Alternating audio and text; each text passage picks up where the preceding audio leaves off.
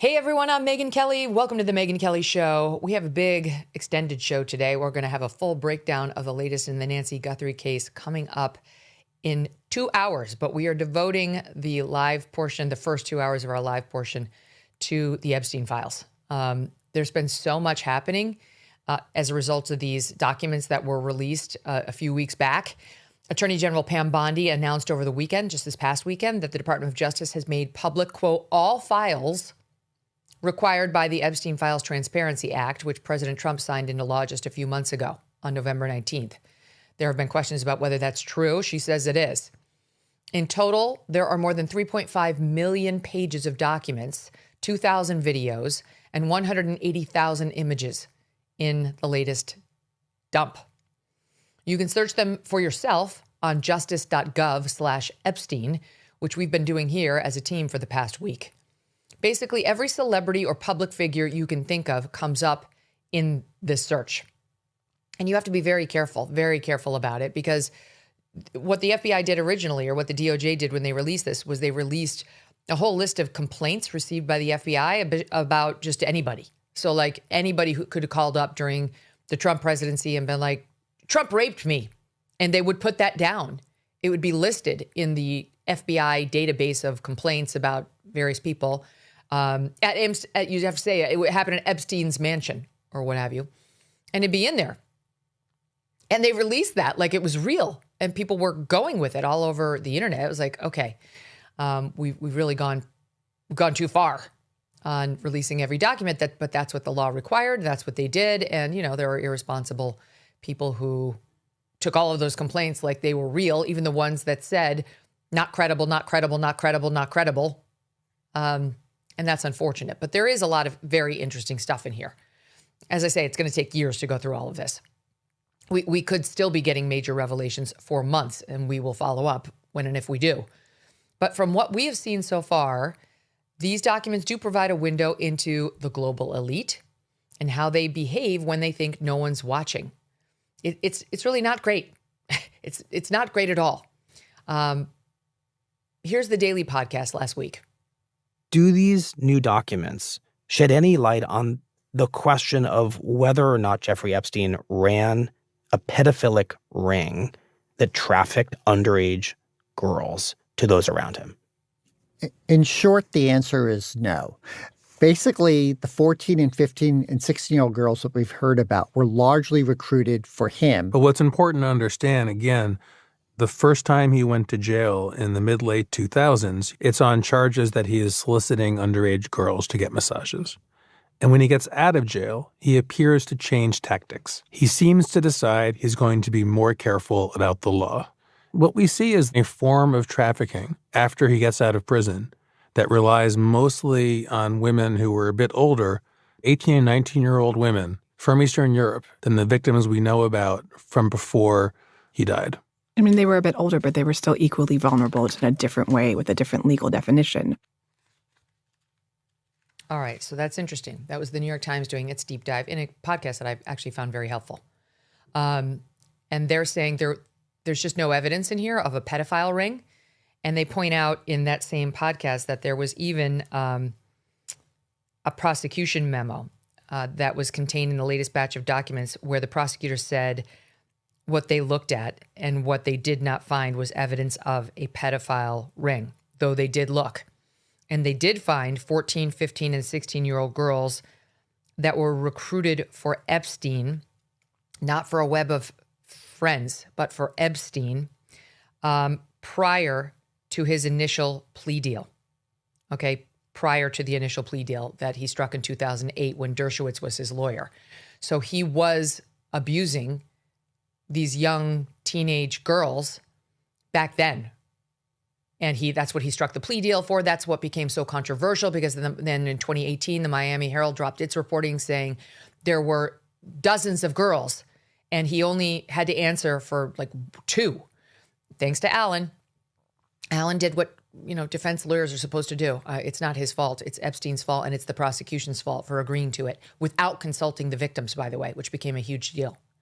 But it does appear, I haven't gone through all the documents, but it does appear from the New York Times reporting that after his plea deal, Epstein got smarter and started sticking to girls who were of age, and mostly Russians or Eastern Europeans. And I have to tell you, it's a very interesting question, because obviously that's a totally different kettle of fish than a 14-year-old girl, because now you're an adult in the eyes of the law.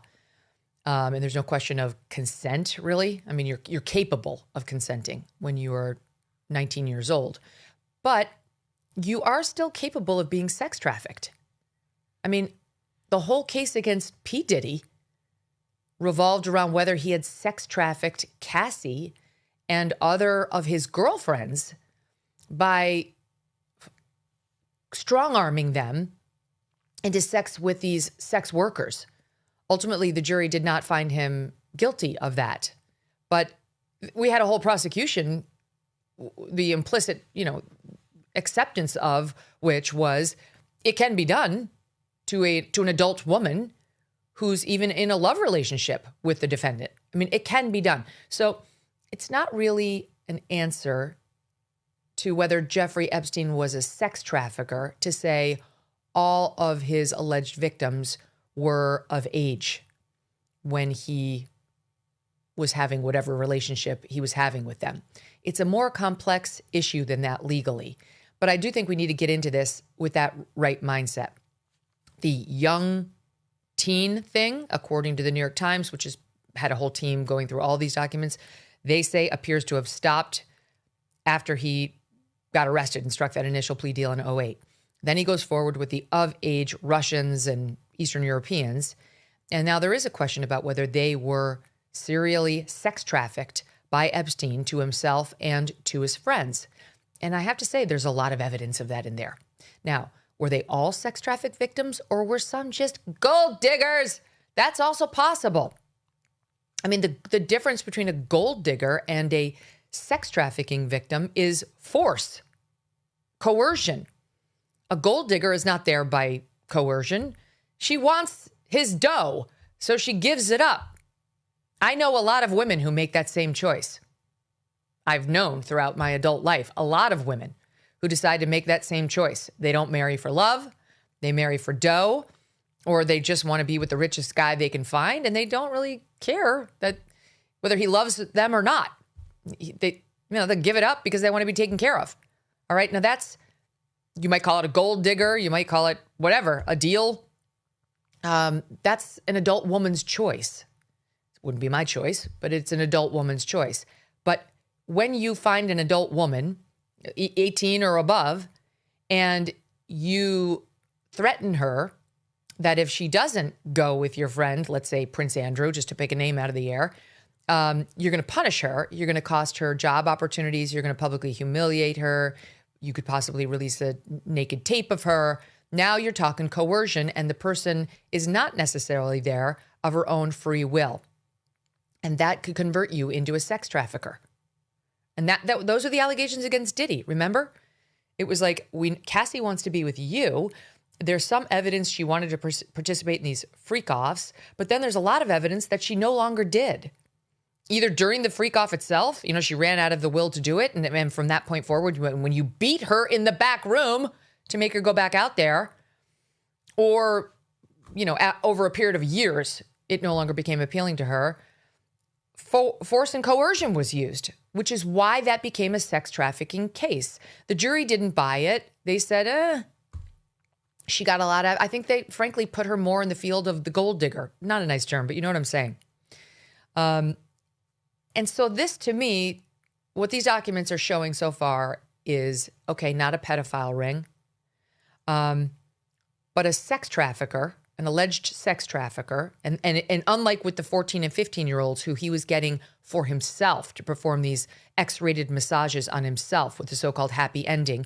And I know, as I told you, I have a source who's very well connected in this case, who is very well connected to Epstein, and this source has told me that Epstein used to get the young girls to go find the next young girl, and he would pay them. And it would always be girls who were from the wrong side of the tracks who needed money, and they would do it. He wasn't having sex with them. He was, getting a whatever. They were getting him to finish off with their hand or sometimes oral sex. And that was his MO, if you will, in the first go around. And then his MO when he got more connected, when he became richer, was focused more on these other older girls and on this enormous circle of influence that he had been building. And I don't know if there's ever been somebody as well connected as Jeffrey Epstein, from Prince Andrew to President Bill Clinton, Donald Trump, when he was still a young playboy businessman. I mean, thank God for Donald Trump. He ended all relationship with Jeffrey Epstein very, very early on in Epstein's, rise to fame and wealth. It was like around 2005, I think it was. And so there's almost nothing. There are some references to Trump, but like not involving all that stuff that happened, from leading up to 2008 and thereafter. Trump's really not in here on that stuff. There's weird other allegations, like I said, about the FBI document. But this is not what I've seen about Donald Trump. It is about tons of rich men in America and overseas, tons, who not only wanted Epstein's advice financially, they wanted his little love letters like Lawrence Summers when he was, the president of Harvard, on like how to get the girl to call him back. Remember the woman he was having the affair with? Wasn't sure she liked him. There's tons of people like that. In that same New York Times podcast on The Daily, they were pointing out Deepak Chopra. Deepak Chopra was having this intense back and forth with Epstein, and Deepak said to Jeffrey Epstein, quote, "How can I be sure that I'm eternal?" Oh my God. People go to that guy as though he's a guru with all sorts of deep life advice, the meaning of life and so on. And he was getting it from Jeffrey Epstein. Oh my God. Holy shit. That's a big reveal. Wow. They also talk about Prince Andrew, who we'll get to in a second, where he opens up, this is the New York Times, about the restraints of royal life and how difficult it can be to be a royal. Wow. And the person he's opening up to is not his therapist or a family member. It is Jeffrey Epstein. In another email quoting here from the Times, Epstein is arranging for Prince Andrew to meet a woman, and he tells Andrew she's 26, Russian, clever, beautiful, trustworthy. And Andrew responds, sounding like a high school boy with a crush, "What have you told her about me? Have you given her my email?" It's amazing. It is amazing, like the amount of connections he had. And lots of these people have been lying about how close they were to Jeffrey Epstein. Most of them, I would venture to say, have been lying or at least downplaying their relationship with him, which I understand, given how toxic that name is now, but it really doesn't do anybody any good. Especially, like some of the people lied, and we're going to get to them by name, knowing that these files were about to come out. Like, how dumb is that? It's one thing to be a liar, but like a dumb liar, that's a bad combo, bud. A really bad combo. And they all have billions. Unlike you and me, they have billions. And so they've had a lifetime of getting away with it and of thinking they can behave with impunity. And that in large part is what this story is about. So no pedophile ring that we know of. No direct indication of a blackmail operation either that we know of. We'll talk about whether there is circumstantial evidence of it. And no smoking gun either, by the way, that he was employed directly by an intelligence agency. Although, that's not what Bibi Netanyahu says. He says he was Israeli intelligence and worked for Ehud Barak. So, may not be in the documents, but it is in Bibi Netanyahu's hand, the truth. But there is still a great mystery about how he became so rich. Non-college graduate from Coney Island, no family connections, and super close ultimately to the likes of Bill Clinton. And not just any Bill Clinton, the immediate post-presidency, Bill Clinton. 2001 to 2004 was when Bill Clinton kept going on his jet 17 times. This is the height of Bill Clinton's post-presidential power. And those two were BFFs. It's amazing. And not to mention the years with Donald Trump, as I said. How he stayed so close, Epstein did, to the likes of Bill Gates, who really just comes off so poorly in all this, Steve Bannon, and as I say, Prince Andrew, even after he had to register as a sex offender for one crime that was solicitation of a minor for prostitution, which is not a thing. A minor cannot be a prostitute. They can only be a victim of a perverted older man, which is absolutely what Jeffrey Epstein was. The fallout for just being associated with Epstein has been swift for some. I mean, I don't know. Has it been swift? It's been a long time coming, I would say. Former Obama White House counsel Catherine Rumler, she resigned from her role as Goldman Sachs top lawyer. We were the ones who broke that news. Do you remember right here on this show when I told you about the news about how tight Steve Bannon had been to Jeffrey Epstein, who's a friend of mine? It brought me no joy to report that news, but I did it because it's my job. And we named, for the first time right here on the Megyn Kelly Show, former Obama White House counsel Catherine Rumler as a close confidant of Jeffrey Epstein. And we saw her all over his correspondence after having seen her in a tape. We saw her or heard her in an audio tape that we were provided. Remember a couple years ago when I said this year, I think you're going to hear from Jeffrey Epstein directly? And then I later told you it was on tape. Tapes exist out there. Turns out Steve Bannon has 15 hours of them. 15 hours of them. That's how he is defending his behavior with Epstein, saying it was all as part of his role as a filmmaker, which he actually is, and a journalist trying to get all this tape, which he says is going to result in a film to be released within the next year. In any event, she was very tight with him. It was if you read any of this correspondence, you'll see that she loved Jeffrey Epstein. And okay, you should come out and say we were friends. I didn't know he's a dirtbag. It was hard because she was super friendly with him post the Miami Herald investigation, and she couldn't say that. I guess if I were Catherine, I would have said, let me be honest. I didn't believe that he was some mass pedophile or sex trafficker. I didn't believe it. I knew he had pleaded out these two ultimately minor counts in 2008. Then I saw the Miami Herald thing, and I thought it was an unfair hit piece by a fucking lunatic, Julie Brown, who's a hard leftist. And she's a lunatic because she's so partisan. That's the why I say that. She's a decent reporter. But she's just so nasty. She'll only go on these left-wing podcasts. She won't talk to a conservative audience and let her reporting be tested or herself be tested, which is very undermining. Anyway, maybe that's what Rumler thought. I don't trust Julie K. Brown. I don't believe in her. I actually have known Jeffrey for a long time, and I believe in him. Oh, my God, I was so wrong. That would be a way out. But instead, all these people downplay or they deny or they go underground. Well, she's caught red-handed now that we've seen the papers, and she's out of her job as the Goldman Sachs top lawyer because it's all in black and white now. The prominent CEO in charge of Dubai's ports. This guy's very well known, apparently, and has got tons of dough. He lost his job after the files showed he emailed Epstein about women. I mean, that underplays what's in the files about him. He didn't just email Epstein about women. He's talking about dreaming about the Russian woman again and like the age of the woman. We'll get into it.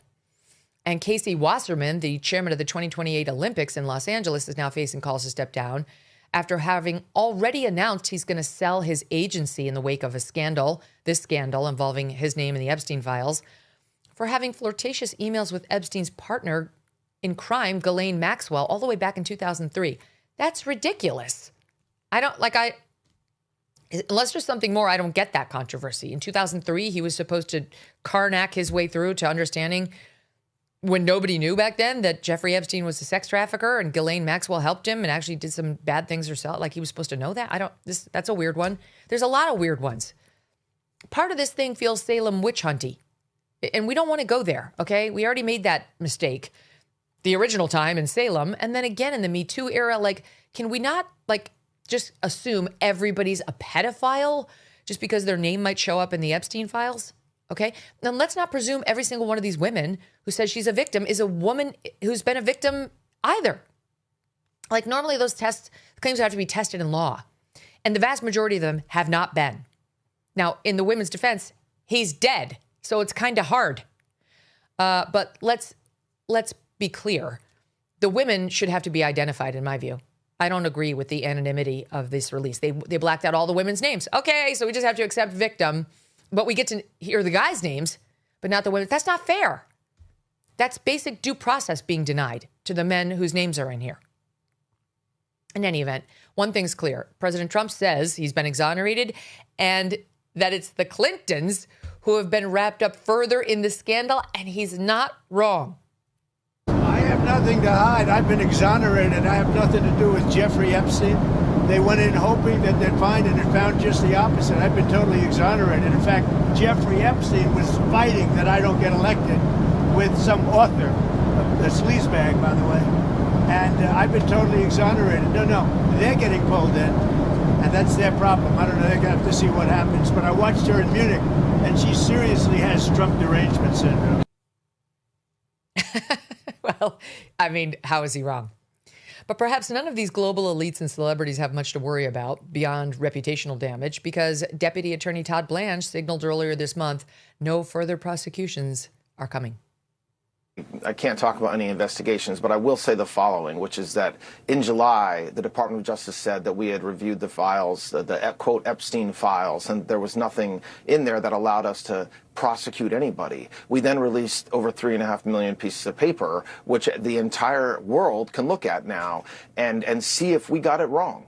And so it's not performative, and I respectfully disagree with that statement. We were ordered to do so by Congress and then by the President of the United States, and that's what we did. And let me, I said it on Friday, this Justice Department, the FBI, DHS, we have gone after more sex traffickers, more child pornographers, more men who have done harm to children and young women than any administration in history. And so we need to separate those two ideas, the fact that there's the Epstein files and whether there's anybody there that we can go after, and the work that we are doing every day, which is extraordinary, and we will continue to do that. Joining me now for reaction and additional insights are three guests who have been meticulously going through the Epstein files to determine what they do and do not show. MK Media's own Emily Jashinsky. She hosts After Party with Emily Jashinsky. Program note for you. It's now live at 9 p.m. Eastern on YouTube on Mondays and Wednesdays. 9 p.m., that's tonight at 9 p.m. Used to be 10:30, right? And now it's 9 because she's tired, just like the rest of us. And she also hosts the MK Wrap-Up Show right here on SiriusXM after our show. We also have Ryan Grimm, Counterpoint's co-host and reporter for Drop Site News, and Michael Shellenberger, founder of the Public News Substack. All three have broken major stories from the files so far and are great journalists. And they join me now for a deep dive. Don't miss a moment. Subscribe to this show on YouTube and follow me on Insta, Facebook, and X. When it comes to your dogs, why does there often seem to be compromise when it comes to their food? It's either fresh and healthy or easy to store and serve. But with Sundays for Dogs, you can get both. Founded by Dr. Tori Waxman, a veterinarian and mom who got tired of seeing so-called premium dog food full of fillers and synthetics, she designed Sundays, air-dried real food made in a human food-grade kitchen using the same ingredients and care you would use to cook for yourself and your family. Everybody's clean. It's packed with real meat, fruits, and veggies. No weird ingredients, no fillers. And best of all, just scoop it and serve it. No freezer, no thawing, no prep, no mess. Just nutrient-rich food that fuels their happiest, healthiest days. Consider making the switch to Sundays. Go right now to sundaysfordogs.com/Megyn50 and get 50% off your first order. Or you can use code Megyn50 at checkout. That's 50% off your first order at sundaysfordogs.com/Megyn50. Guys, thank you so much for being here. Thanks for having us. Yeah, you got it. Okay, so how do you like my summary of where we are? Ryan, let me start with you because we don't get to talk to you that often. How do you like my summary of what we've gleaned from the files so far? And feel free to addend to it. Yeah, there's a lot to unpack in that summary. One thing I'd pick up on is this complaint that we're now seeing. I think we can talk about this a bunch. Complaint that we're seeing from some elites about a lack of due process. And is this actually a kind of a moral panic? Are people getting caught up in this who don't deserve to? And there's that conversation, and then there's also the why. Like, let's say you believe that is true, why is that happening? And I think, and I would put forward that it's because the public recognizes that there is an elite class, which Asaf and Ro Khanna have called the Epstein class, which is beyond accountability. It operates in total It operates with total impunity.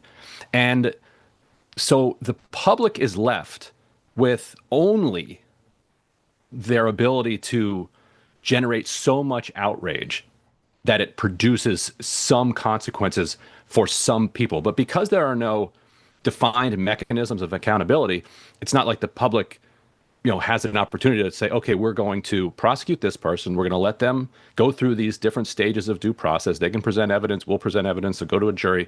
Like that doesn't, nobody believes that exists. We have this class, it's a global class that exists outside of democracy.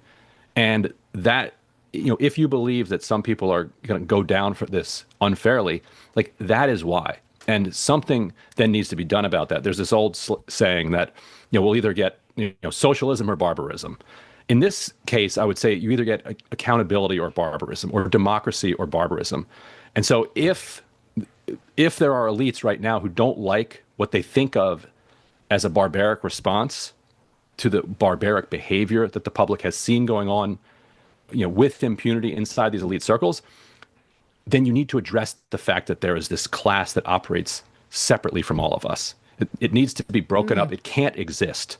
We don't have a democratic government if a class like this can exist. That's very interesting, Emily, because this, at its heart, the whole Epstein scandal is about, I think, a revulsion with this kind of elitism. There is, I think most Americans are feeling that. I completely agree. And a lot of Ryan's reporting at Dropsite that I'm sure he'll talk about goes into how anti-democratic a lot of the activities that were being organized by Jeffrey Epstein, by Ehud Barak, by many, many other people. I mean, one of the more interesting things, if you spend time in the Justice Department's library, is you just kind of get a sense of the social circle around Jeffrey Epstein, who's emailing him most, and also Jmail over at Dropsite. You can literally be in a facsimile of his inbox.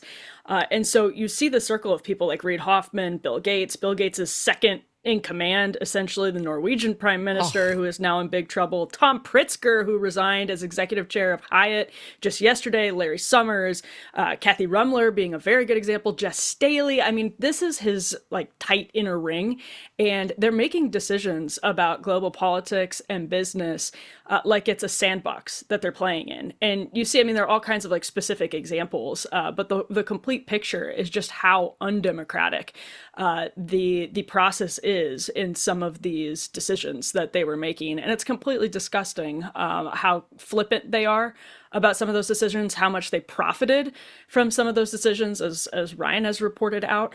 And yeah, the evidence is, if you're a member of the public and you're looking at this and you felt already disillusioned about the state of America, you're going to leave feeling even more disillusioned. Mm-hmm. I know I don't want to beat up too much on Deepak Chopra, Michael, but it's just perfect for this story that even that guy was in there looking to Epstein for advice on whether he's eternal. Your take on these files and what we've seen. Yeah. Hey, Megyn, great to be with you guys. And yeah, I mean, I agree with Emily and Ryan. I mean, and you, I mean, this is a glimpse into the serious corruption of our ruling elites. The behavior here is just awful. There's no other word for it.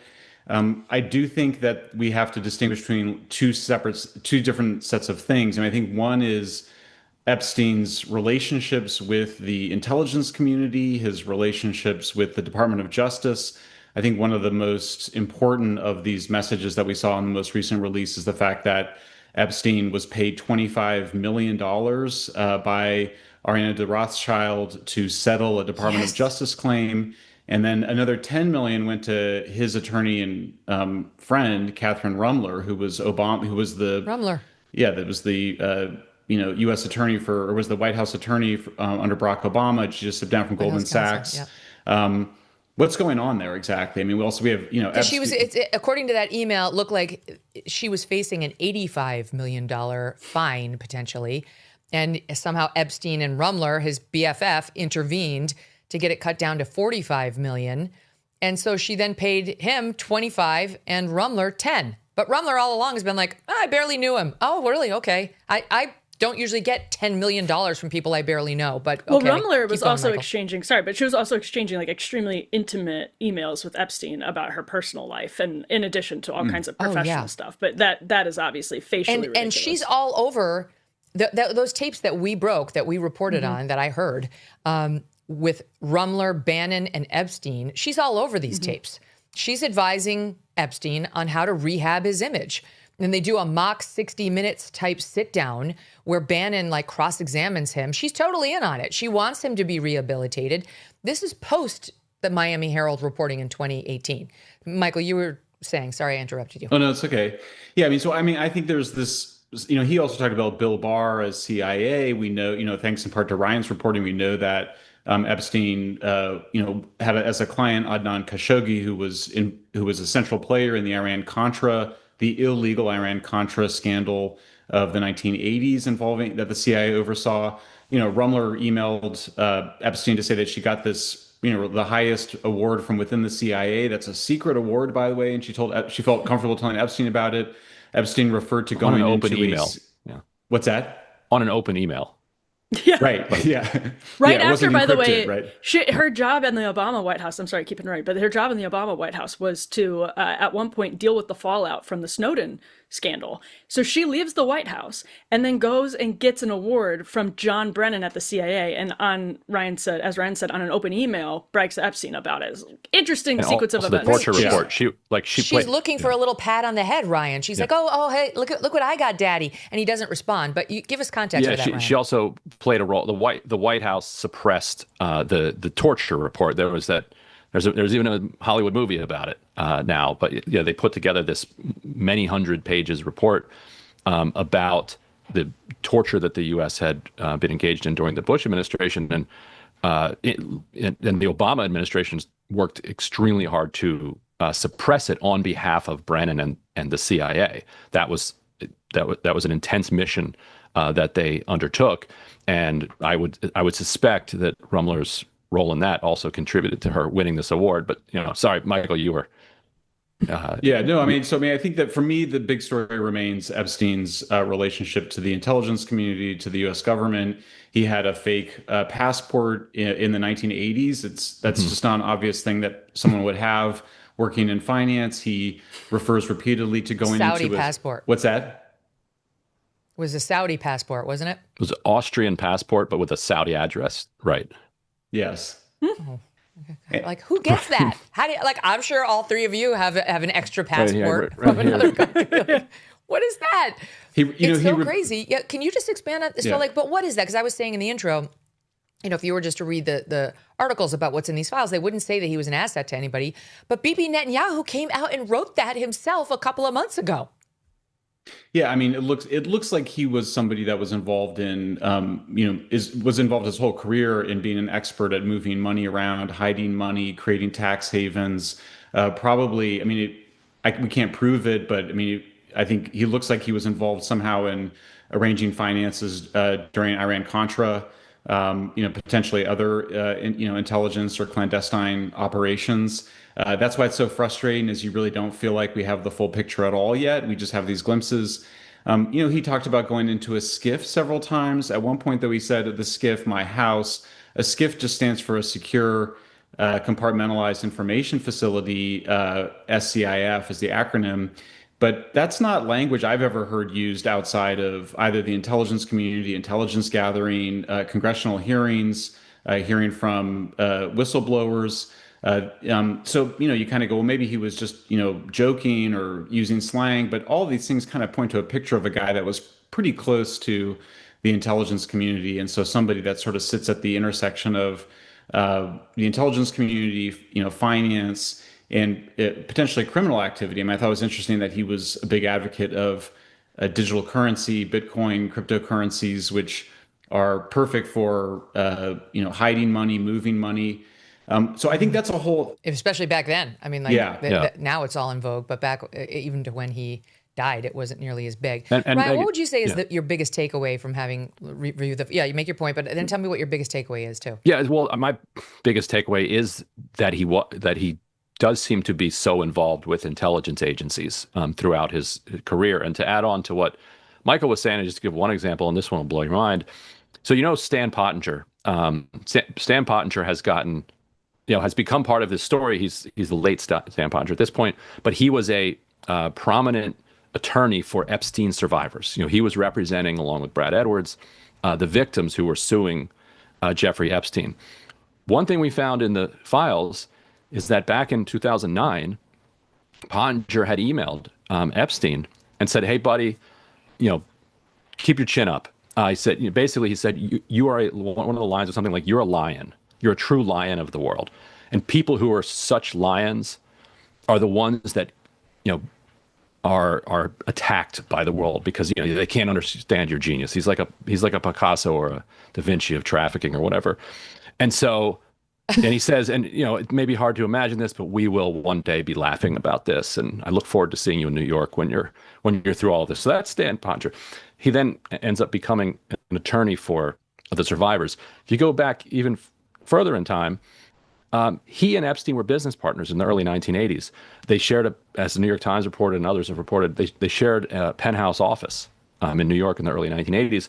Pottinger, we know for certain, was moving money for the CIA during Iran-Contra. So that, that's just one link that we have right there. He also was, Epstein was a protege of Douglas Leese, who's a British arms trafficker who was involved in Iran-Contra. Obviously, Robert Maxwell was the banker for moving money around. Dad. Elaine's dad during Iran-Contra. Hashemi, he knew, he was associated with a lot of the key figures in Iran-Contra, and that's the exact time that he has this Austrian passport with a fake name and a Saudi address that would let him kind of move around. And then in the 90s, when the planes that were used by the CIA for Iran-Contra started taking on too much heat, they get moved. Half of them get sold off in a bankruptcy. The other half get moved to Columbus, Ohio, to start trafficking apparel for Les Wexner. And our reporting shows that it was Epstein himself who brought those planes to Columbus, Ohio. So the links between that history and Epstein just run straight from the 80s through the 90s and then up to today. So it wouldn't be surprising if that's kind of his background, why he'd be using terms like skiff and have associations with every CIA director and so on.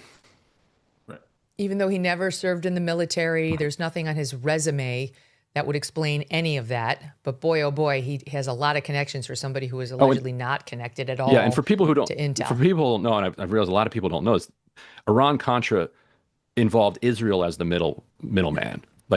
Israel would send weapons to Iran, and the U.S. would then replenish Israel's stocks, and Israel and the CIA separately had different slush funds, so that a lot of people it's not called Iran-Israel-Contra, it's Iran-Contra, but so a lot of people don't realize that Israel played the central role there. And you go back and you're reading that history, and you're it's just comical that they're, for many, many years, making enormous amounts of money arming Iran because Iran was fighting Iraq, and they considered Iraq to be a bigger threat to them than Iran. And, before this show's over, we could be bombing Iran on at the behest of Israel. Let's hope not. Emily, you were going to say something, but I just wanted to say, let's see.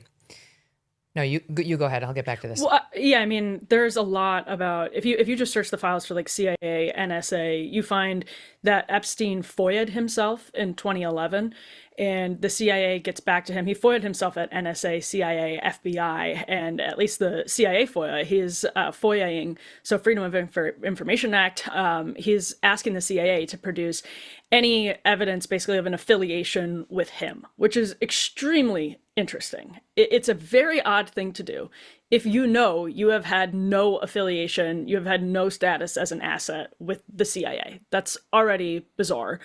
There are a lot of emails, and this is Ryan and I with Murtaza Hussain reported this out at DropSite. He was recruiting And this is another huge element that we saw amplified by the DOJ library emails release. We see so much more about his efforts to get engaged in like geoengineering or bioengineering, biohacking. And so he was asking people to connect him with NSA. There's a calendar invite for Kathy Rumler and NSA and Jeffrey Epstein in the emails. There is evidence of other people offering up quote unquote code breakers, Israeli hackers, a man named Dan Dubno, who used to be a producer at CBS. There are emails where he is offering up Epstein, Israeli code breakers, also NSA code breakers, because Epstein had this theory that people who are breaking codes for NSA could also then like reverse engineer or hack into cells and like our genes and just go leaps and bounds forward in terms of bioengineering, because he was very interested in bioengineering. And this is one of the grand conspiracy theories about him, is that he was trying to produce lots and lots of offspring that were Jeffrey Epstein-like, and that he was trying to, do eugenics. And there is like actually some evidence that he was significantly on a scientific level pursuing those ends and with people high up in the intelligence community. And by the way, here's exactly what Netanyahu posted. He reposted an article that argues new emails between Ehud Barak and Jeffrey Epstein should mean at a minimum an end to the widespread taboo of even asking questions about the billionaire sex offender's links to the Israeli state. Epstein brokered security deals for Israel, had a close friendship with one of its former prime ministers, Barak, and military officials, and apparently even secretly involved himself in the country's elections. If it were any other country, it would not be remotely scandalous to wonder out loud what it could all mean. That's Bibi Netanyahu reposting that article about Epstein. Michael, I know you took a look at this, his ties with intelligence, ties with the Justice Department, but you also have questions about his behavior with women, girls, and others. So what are the questions? Because I'm as open-minded as anybody to how dirty and disgusting Jeffrey Epstein was at any point in his adult life or otherwise. But I haven't seen anything in here supporting pedophile ring or even sex trafficking ring of underage girls really at any point. Yeah, I think that's right. And I think it's important. I would like to be on the record saying that I do think that this has become a moral panic. I talk to, people in my life when they think it's something different than it is. I mean, they think that they're preying on really young girls. And I know that you got into trouble earlier for making the distinction, but I think it is important for people to understand the distinction there. And I just think a lot of the people that have, come under fire or lost their jobs. Just to be clear, because a pedophile is someone who is attracted to prepubescent children. And the DSM-5 says under age 13, prepubescent. And then they have two other words for if you're into adolescent girls or a little older, like teenage girls. I can't remember what it is. It's just like pedophile, but with a different prefix. But yeah, pedophile does not technically legally apply unless your thing is prepubescent children under the age of 13. I think it's misleading from that perspective. I think it's also misleading. I mean, I think that there is this, there's an exchange between him and Steve Tisch, where he says, Tisch is like, oh, I met this girl at your party. Can we connect? And then Epstein says, I'd rather not do this over email. Let's talk about it over phone. I think that there is a picture of Epstein, grooming young women, moving them to powerful men. But I don't think that's not how he makes his money. Mike Benz, says that sort of girls grease deals is the way you would think about it. You'd have a lot of young women around to make it sort of attractive for people to want to hang out with them. But I mean, he's making his money through $25 million fees to the Rothschilds, not by moving women around. But I will say, I do think that, look, there's awful people. I think all these people are awful. And it's really important. I condemn it, and this behavior is terrible. But we are back to where we were with Me Too, where just any association with Epstein is enough to get you to have to, step down from your position. And so I think we saw it with, Pritzker. There's no evidence of crimes. It's not even clear that he understood what was going on. Fergie had to step down from a charity. I just think we're at a place where people are just like, the boards of these organizations are just like, we have to get rid of these people. And I do think that that's bad. And that's just guilt by association, and that's unethical. Yeah. And we don't agree with that. I understand the Rumler thing, because she's in the position of being the top and most trusted law enforcement officer at Goldman Sachs. She's the general counsel. She's the one whose integrity, judgment, and honesty matters literally the most of anybody at Goldman Sachs, and they deal with people's fortunes for a living. You cannot have somebody there who's lying as much as she appears to have about her relationship with somebody as controversial as Epstein, and who has the piss poor judgment to be the guy's BFF after, as a lawyer, seeing what he pleaded guilty to and seeing what was in that Miami Herald. Like, I'm sorry, but she had to go. I'm sorry. I don't feel bad for Catherine Rumler at all. But I do think, like, Peter Attia has taken a big hit as a result of these Epstein files. And I haven't looked that one up in like a week or two since it hit. But my understanding on Peter Attia, the author of Outlived, and he's a longevity guy now, he's been on the show, is he was friends with Epstein. He wrote him an email saying, the problem with being friends with you is your real life is just so unbelievable, and yet you can't talk to anybody about it. Like Peter Attia, cannot tell anyone about it. Right. Which doesn't suggest he saw Epstein with underage girls. It does suggest he'd seen some sort of debauchery, potentially. And the controversy was he was with Epstein and about to be with Epstein, I think, as his son was born and in the maternity ward still with his wife, and he didn't go up to be with them. And Megyn, Instead, for me, my reaction is sort of he like, stayed with Epstein. Yeah. My reaction is like, are we going to get in there and try to figure out whether or not Peter Attia did the right thing in his relationship with his wife? What are we doing here exactly? Like, for me, it's a prime. I'm really glad that Barry Weiss at CBS has remained firm on this. We're not going to cancel Peter Attia by presuming that we understand what the whole situation was there with his wife. That's absurd. So I do think that's a great example. The other thing, Michael, is he admitted in his book to being a douchebag for a large period of his adult youth, if you will, with that term, his younger adult years. His book lands in a way where you're like, oh my God, like you learn a lot about Peter. Did he confess everything? No. But like, if you read his book, you knew he really had some serious issues earlier in his adult life. It's like, I feel like it's not a great story, but it really is between Peter and his family. What went on there. I would still put Peter on this show in a heartbeat. I think he's done a lot to help people with their wellness. But I also need to check myself on not having a double standard for, Rumler, who worked for Obama, and Bannon, who I love. And I think he's great. I'm really trying to check myself on not judging people based on their partisan stripes. Go ahead, Emily. Well, yeah, the stuff here, like one of the keywords, if you search the Epstein library for visa, what it looks like is that Epstein was coordinating with modeling agencies like Jean-Luc Brunel, obviously, who died under relatively mysterious circumstances back in 2022 in a French prison. Jean-Luc Brunel, Epstein, like he was procuring visas for women and then helping them out. That's why people resigned at Columbia University, because Epstein greased his kids with like $100,000 donation to Columbia, got one of these women into the dental school. And so he's procuring women, helping with visas, going through modeling agencies, bringing them, and then either they're his girlfriends, or you can tell he's corresponding with other men. Here, let me just read from this email that I found last night, which is like lewd, but it is. So somebody asks him, basically someone says, I asked her, we don't know who her is, about girls in Moscow and Tokyo for me. Also, does she have any good girls in LA?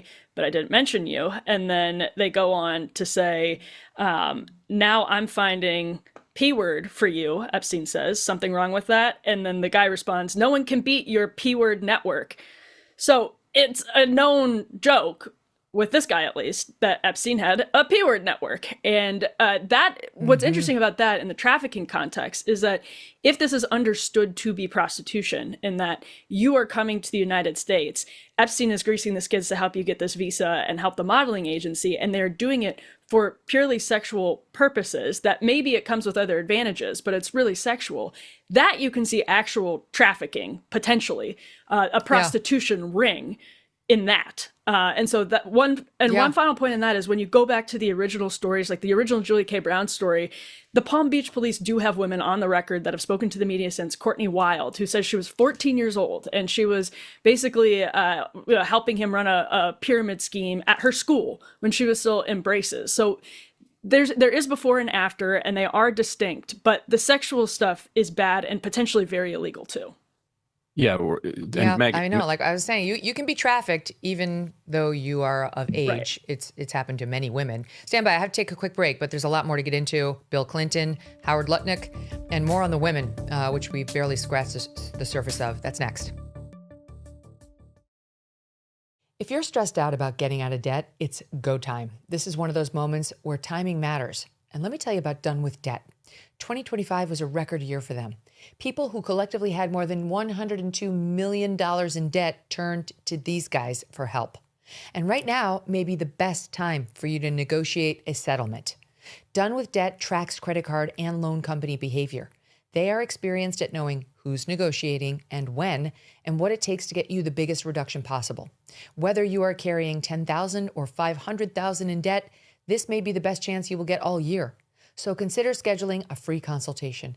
It only takes a few minutes. Imagine waking up without that weight on your shoulders and doing it without taking out another loan or filing for bankruptcy. Done with Debt helps you through the debt relief process so you keep more of your paycheck every month. Go to donewithdebt.com right now. That's donewithdebt.com. So let's kick it off here on the women front. In that same New York Times podcast, they talk about the nature of the women who ultimately wound up within his reach. Here's SOT 4. As soon as he got out of jail in 2009, and possibly before, he was basically building or expanding a virtual harem, a pipeline of young women in their late teens and early 20s, who were mostly from Eastern Europe and Russia. Mm-hmm. He had scouts roving around these places to find him women, and every time he found a woman, he would ask them to find him more women. And so you might ask, okay, so why do these women comply? And the answer is that he had money and influence, and they usually had none. He bought them plane tickets. He provided them apartments. He offered to pay for college or dental school. He sent them to doctors or plastic surgeons. And most of all, he dangled a sense of opportunity and security. He had a place for them to stay. He had people for them to meet. He would make introductions to modeling agencies or producers or rich men. And we can see in these emails these varying levels of comfort on the part of the women. Some of them seem to take the arrangement at face value. They're trading sex for money or security or opportunity. I mean, there's not necessarily anything illegal about that, just for the record. Like, it goes back to the discussion at the top of the first hour. Gold digger or sex trafficking? Like, you do have to figure out whether there was force involved. Force, coercion, or fraud basically takes it from voluntary gold digging. You know, I will sleep with you and be your Russian lover as long as you put me up in a hotel and introduce me to a bunch of modeling agencies and rich men. That's fine. I'm sorry, it's a tale as old as time, frankly. But if she stops wanting to do that and you start threatening her, like, I've got videotape of you, or I'm going to tell everybody what you did, or you better continue in this thing, or else it can change into something that was legal and no longer is. And certainly if from the get-go the woman felt like she had no choice, you can have problems. So I just want to be clear on the law. It's not a slam dunk just because there was sort of a financial understanding at hand. That's been happening since the dawn of time. I've said that before. Emily, can we talk about some of the things you tweeted out last night? Mm-hmm. Because there is a lot of discussion of the P word. I think the audience knows what the P word is, but it's another word for cat and or kitty. And it's all over the Epstein emails. Yeah. So for example, just to the point you were just making, Megyn, I found this 2015 email from some woman who at one point says, "I appreciate things good happened. Thank you." English clearly not her first language. "Unfortunately, my impression is that becoming a mistress was the only one job proposition you were really serious about. I refused, so it meant all is over." She goes on to talk about how meeting Bill Gates or Woody Allen was great, but nobody will hire me just because I have nice pictures with them. There's also, and these are some of the most disturbing emails that I found, ample ample evidence of Epstein arranging for people to get what he says are P-word tests or go to the P-word doctor, and just like really disgusting terms. So yeah, like he tells people to go get a P-word swab. He is with his assistant arranging gyno appointments for women to get antibiotics. There's one woman who tells him, be careful who you sleep with. Those girls are infected because she seemingly has an infection. And so that gets to some of these legal questions about whether this was understood by the women to be prostitution, meaning money was exchanged for sex, or if it was a relationship, a transactional relationship, but a relationship that didn't involve transactions of like legal prostitution. And Megyn, you would know way more about that than I would. But like you said, this stuff is, I mean, the library is riddled with examples of this stuff. I mean, I'll give you one example. We did a couple of in-depth shows on sex trafficking when I was at NBC. And the one woman's story that always stayed with me was she thought she was going out on a date with, she was of age. She thought she was going out on a date with her boyfriend. She had a daughter of her own, and that daughter was back at his apartment.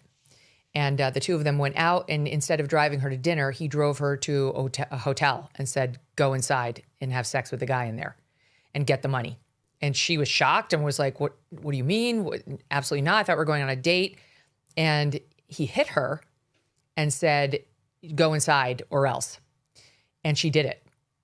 And she explained that she was afraid of him, but she was really afraid for her daughter, who was not in her possession. She thought she'd been going out on a date that night, and she had the daughter was with somebody that he controlled, and that's how it started. And then they've got you. Like once you do it once, then they're like, "I'll tell everybody you're a prostitute and you had sex for money," which you did, you know. And then they start advertising you on. It used to be Backpage, now it's other things because we shut that down. But in any event, that's sex trafficking. She did not voluntarily go in there and have sex with a John because she wanted to be a hooker. She did it because of force, fraud, and coercion. Now, this is something else, you know, like I say, like gold digging women, Anna Nicole Smith. Do we really think she had the hots for that 95-year-old man? Of course she didn't. She wanted his money. She wanted to be taken care of. Is it prostitution? Not exactly. It's more like gold digging. It's definitely not sex trafficking. There was no force, fraud, or coercion. And so you got to ask yourself in all these, you know, situation, and it's individual. Well, you have to go to individual. They would have had to had there been a legal trial. How about this one? How about this one? How about this one? There's pretty likely though some fraud, like in the force, fraud, and conviction there. The chance that the recruiters that Epstein is using in Eastern Europe are going to these young women or late teens and being direct and honest about what they're signing up for is pretty low. I think we can probably all agree with that. Well, and the visa applications that's where the modeling, too. Right. You're right. The visa and the modeling are where the fraud lies. They're getting a visa to do modeling. The modeling company now controls that visa. They're not actually doing modeling. Like, let's not, like, maybe they get introduced to a couple of agents or something. You can hear it in that one woman's email that Emily just read. Like, I'm not going to get modeling jobs based on my pictures, my candids with Woody Allen at your home. Right. Yes. Right. It's wonderful to meet Bill Gates on the island, but yeah, nobody's going to hire me over that.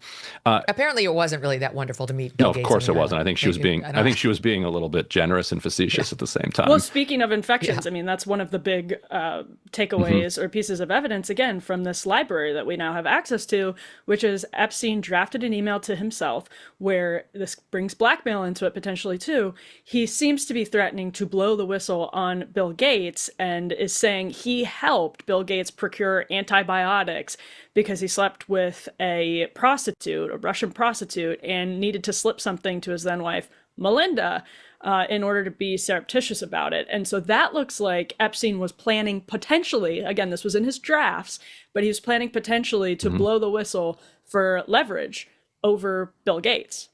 Well, Michael, correct me if I'm wrong, because I think you've written on this too, the Bill Gates potential blackmail thing. So this email that Jeffrey Epstein sent to himself, or was in his drafts, I don't know which, must have been sent to himself. And it's in like the voice of a Bill Gates worker, employee, who seems to be saying, it would be terrible if this stuff I did for you got revealed, sir. It's going to be really bad if the world finds out I got you STD antibiotics to slip into Melinda's food because you cheated on her with a hooker or with a sex trafficking person who had diseases in the hoochie. And your point, I think, has been like that's potential blackmail. And didn't then Epstein and Gates invest in that guy's company?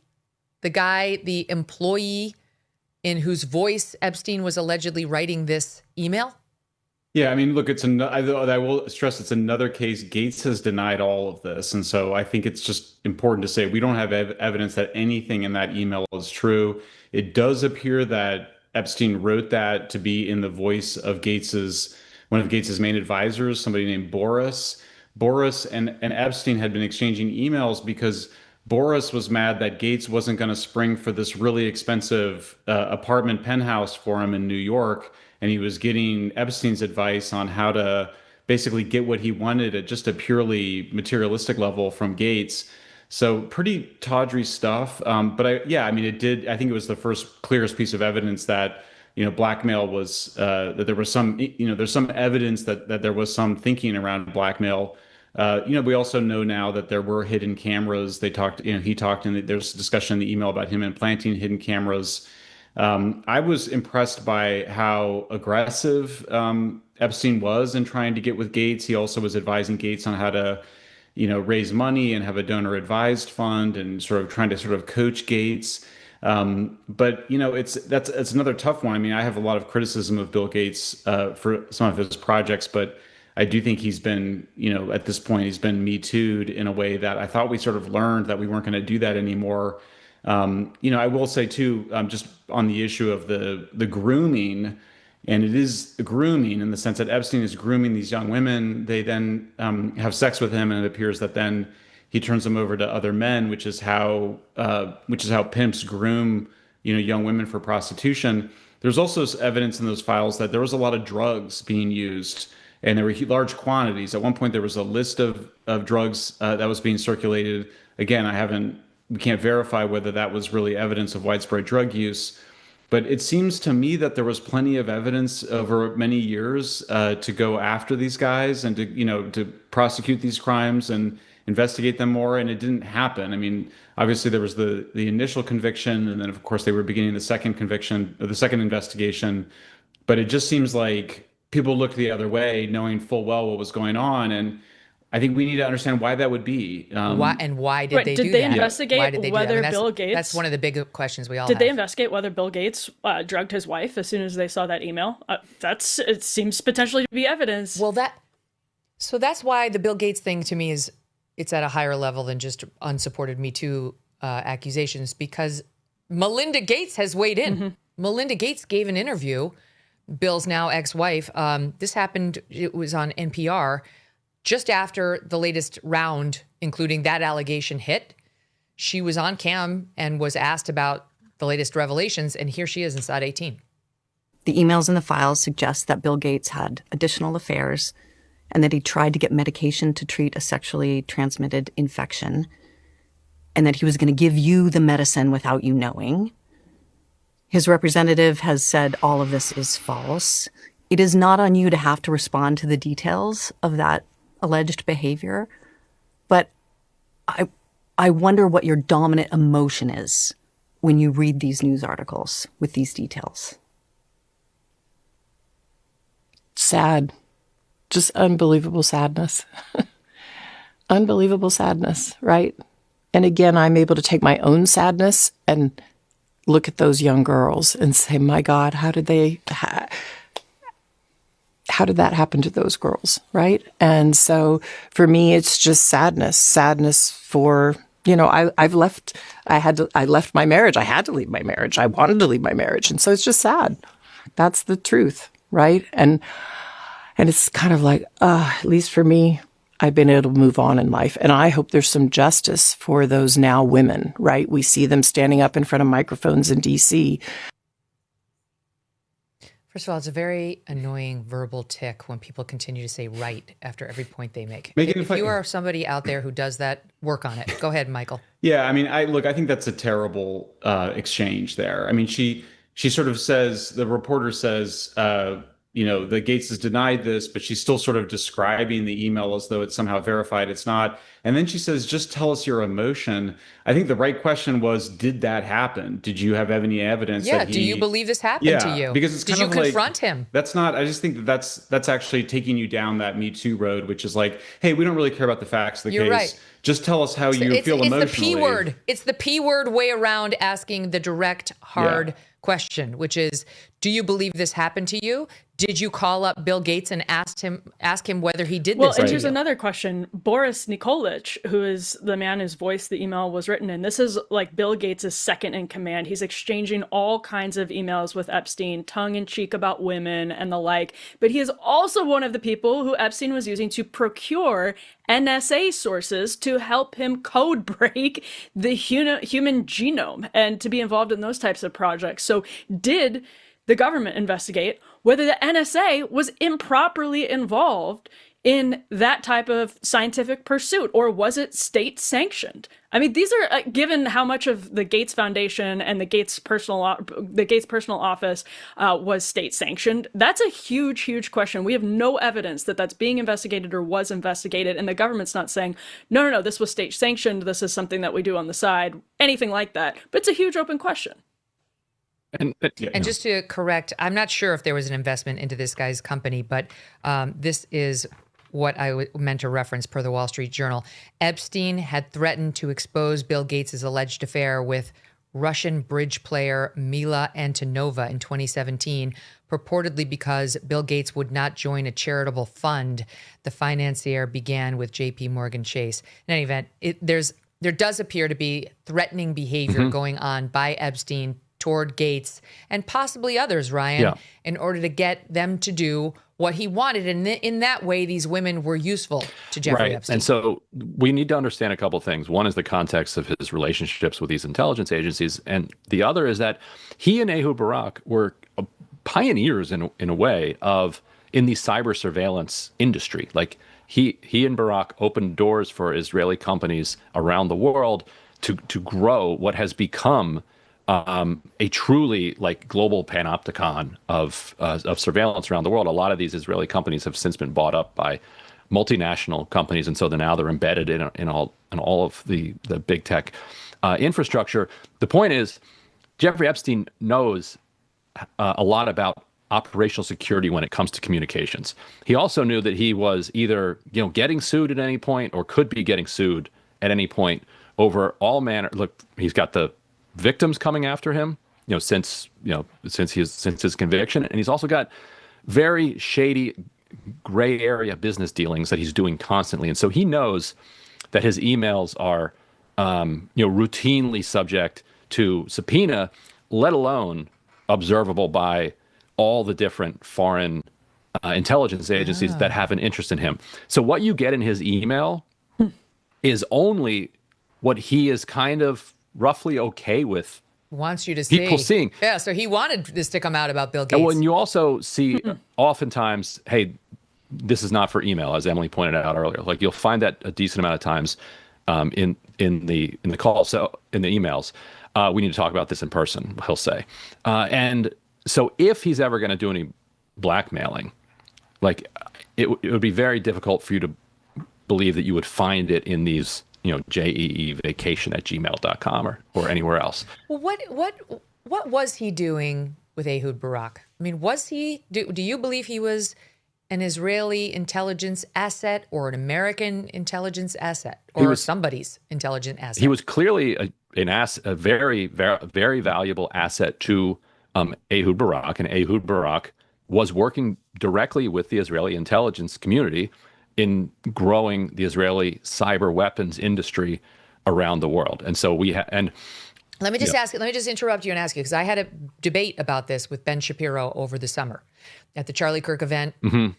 Charlie asked me, do you think he was intel, Jeffrey Epstein? And I said, it certainly looks that way. And he said, for whom? And I said, you'd have to guess Israel as one of the possibilities, given his relationship with Ehud Barak. Then Ben Shapiro came on my show, and then I was called an anti-Semite, and so was Charlie, just for literally just that. And then Ben Shapiro came on my show and said he wasn't. Ehud Barak has denied it. And I remember I was like, oh, well, okay. I mean, that doesn't really give us a final answer. And then that's why the Bibi Netanyahu piece putting out there, not that he was an intelligence asset for Israel, but saying he clearly was working with Ehud Barak on intelligence matters, and also saying it's fine to ask the question, which doesn't make you an anti-Semite, which I thought was very interesting for obvious reasons. But what you're saying now is that there's no question he was working on intel matters with Ehud Barak. That is utterly indisputable, and people can go to DropSite and look at our section called Epstein in Israel and go read a bunch of the different stories. Like, for instance, which I have been. Yeah, so you've seen it. So he sold cyber weapons infrastructure with Ehud Barak to Mongolia, and then helped cut a state deal between Israel and Mongolia. So often these cyber weapons deals then are followed by something dangled by the state of Israel itself. The same thing happened in Ivory Coast. Just on Tuesday, we put a story out. Wait, dumb that down for me. So basically, Ehud Barak would work with his Israeli intelligence community and a private company, oftentimes say Paragon, which is one where he's top official at, which is one of the biggest kind of cyber surveillance companies in the world. It would sort of be like Palantir or Lockheed Martin. Ryan was just explaining this to me this morning. Yeah, rival of one of those. Okay. So then he would go to Mongolia and say, like, look, see, you're having or Ivory Coast, like, so you're having a lot of trouble here. Like, I see protests in the streets. You got a lot of dissent. Like, we have a level of surveillance technology that is far and above, what our competitors can offer. And their selling point is always, it's tested on Palestinians. Like, you've seen our system of occupation in the West Bank and in Gaza. Is that not quite impressive, the way that we were able to lock that down? We have developed extraordinary technology as a result of that. And so then you meet with the Mongolian president. They actually met literally in Davos, and then also traveled to Mongolia. And then within months of that, then Israel strikes up a security partnership with the state of Mongolia. So it's not just a intelligence community to intelligence company to Mongolia relationship. It's then state to state, Israel to Mongolia, and so they did this with all facilitated by Epstein and Ehud Barak. Right. Okay. Right. And Ryan, exactly. Okay, I get it. Ryan, you should mention what you just scooped, this big story about the apartment. Right. This is a very interesting one that we just published over at DropSite. So at least in 2016 and 2017, but probably much beyond that, the Israeli permanent mission at the UN was responsible for security at Jeffrey Epstein's apartment. That's according. What? Yes, so that's according to emails that we found in the files. So I have been reliably told that you are an anti-Semite if you look at all into Jeffrey Epstein's connections to Ehud Barak or Israel, Ryan. So you just tread carefully.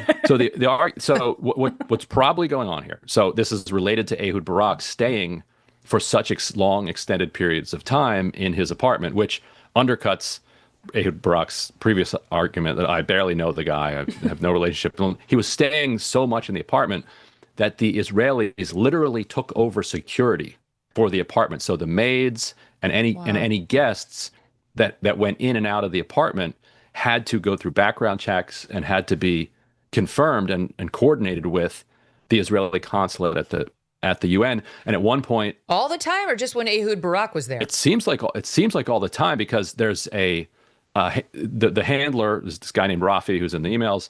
He turns over and you see Barak's wife. He's like, all of a sudden she's getting texted by another Israeli official, and he's like, "Oh yeah, I have the file now. Let me know who's going in and who's going out. And Epstein approves like drilling of holes to put in the security equipment. Mm-hmm. It can be controlled remotely. So that's at least 2016, 2017. And so that's a level of coordination and connection between the Israeli government and Barak and Epstein that undercuts a lot of what has been said in the past. Netanyahu also said, I think it was even this week, he said, his friendship with and his relationship with Barak shows that actually he had nothing to do with Israel because Ehud Barak is, pals around with far left, anti-Israel, anti-Zionist, radicals. It's like, well, how many anti-Zionist radicals is the Israeli government kind of providing security for when they're staying at Epstein's apartment? So it kind of undercuts that as well. And he served as Netanyahu's Minister of Defense in 2013 as well. They were political rivals. But now they don't like each other. But now those two don't like each other at all. But which is why Bibi got all sorts of heat after he tweeted out that article saying that Epstein clearly was working for Ehud Barak and that it's totally fine to ask whether he was Israeli intelligence. And now he's kind of like being like, well, he wasn't working for the Israelis because he was working for Ehud Barak. It was like, okay, whatever. These two don't like each other, but the bottom line is you can ask whatever the fuck you want. I'm sorry. I'm sick of people trying to word police everybody. It's like, you can ask these questions. These are fine questions for any reporter to ask when trying to figure out who and what Jeffrey Epstein was. And eventually we'll know the truth. We're starting to know the truth right now. Let's keep going because there's some other people in there I want to get to. And that brings me to Bill Clinton, who looks like on the Epstein plane 17 times. That's a lot, or 16 times, according to a CNN analysis. He denies ever having visited Epstein's island and says that he cut ties with Epstein before he was charged in 2006. He pleaded guilty in 2008. And didn't know about his crimes. That's what Clinton says. Now, he's going to be deposed by the House Oversight Committee at the end of this month, so that'll be interesting.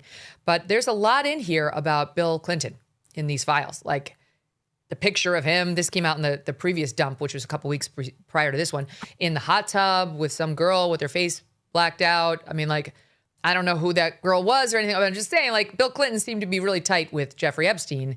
Now he wants, just like Bill Gates, to act like he barely knew him. What do we glean about Bill Clinton from these emails and documents? Yeah. Anyone? Yeah, I'll jump in, Megan. I mean, I think it's important to keep in mind also that Epstein appears, I believe, 17 times on the White House logs when Clinton is president. In 1992, the BuzzFeed reported on this, actually, that in 1992, the State Department seized a 5-story mansion overlooking Central Park from the Iranian government and then rented it to Jeffrey Epstein until 1997. Apparently, then the State Department went to court against Epstein for this. But I think the other thing I was going to say about Clinton, the other thing I'm so struck is how comfortable everybody was having their photograph taken. You have to have, if you're out there cavorting with, young women in the way that they were, you have to be very trusting in Epstein. And that's one of the things I'm so struck by is Epstein was just such a master manipulator. He was constantly in service of everybody. He raised money for Larry Summers' wife. He was always sort of 2 steps ahead, knowing how do I get Larry Summers to be able to spend more time here? I have to, make his wife feel good about me. Epstein was just a master and also of advise Larry on his affair partner. Right. At the same time. Yeah, it was also such a dear friend. Wingmanning him. And so, and then I think also pointing out just another Iran-Contra connection is that Mena, Arkansas, had an airport that was used as part of the CIA's trafficking of cocaine to raise money for the Contras. And that was going on while Bill Clinton was governor of Arkansas. So, you just get a picture here of somebody that people were very comfortable with Epstein. They felt protected there. They felt like there wasn't really any risk for them. We haven't talked about it, but, one of the justified cancellations appears to be the trouble that Lord Mandelson and Britain got into for sharing what appeared to be secret financial information. So I think the picture I get from Lord Mandelson was the UK ambassador to the United States. Yes. And what exactly was he doing, Michael? Well, at one point he shared information with Epstein in advance of an announcement that was going to be made about the bailout of Greece. I believe that was 2010. And gave that, if you gave forewarning of the bailout of Greece, the stock market, would go up after they announced that because everyone was concerned about this was still during the great financial crisis from 2007 to and ongoing. And so the Greece deal is, I think after that the stock market did boom. And so if you had inside information there, the picture I have is that Epstein had was probably not like a formal asset. I don't think he. I mean, I don't get the sense that he actually worked for the government. He struck me as just somebody that had a lot of friends in very high places, had a lot of protectors in a lot of different places. I mean, Kathy Rumler. I mean, she's just one of the most powerful attorneys in the United States. Like already by 2008 to go get that job under Obama in the White House as White House counsel. For her to then go work for Epstein. I mean, Epstein just had incredibly powerful. People all over the place, Department of Justice, likely, obviously the Israeli government, likely other intelligence agencies. He spent a lot of time with Ehud Barak, though. A lot of time. Yeah, though interestingly enough, there's a moment there where he's giving job advice to Ehud Barak, and it just seemed much more like the kind of banal corruption that we're all sort of used to in terms of advising Ehud Barak on how to make money after. Epstein didn't come across as like Ehud Barak's, intelligence contact. He just came across as what he was, which was somebody that was an extremely skillful operator. That was really excellent at hiding money, moving money, at people skills, and was basically, I would suspect, if I had to guess, that he was, used by having deals with both the Israeli government and the U.S. government. Yeah, and let me add one thing. 3 decades or so. Let me add one thing to what Michael is saying, because I think he's onto something there.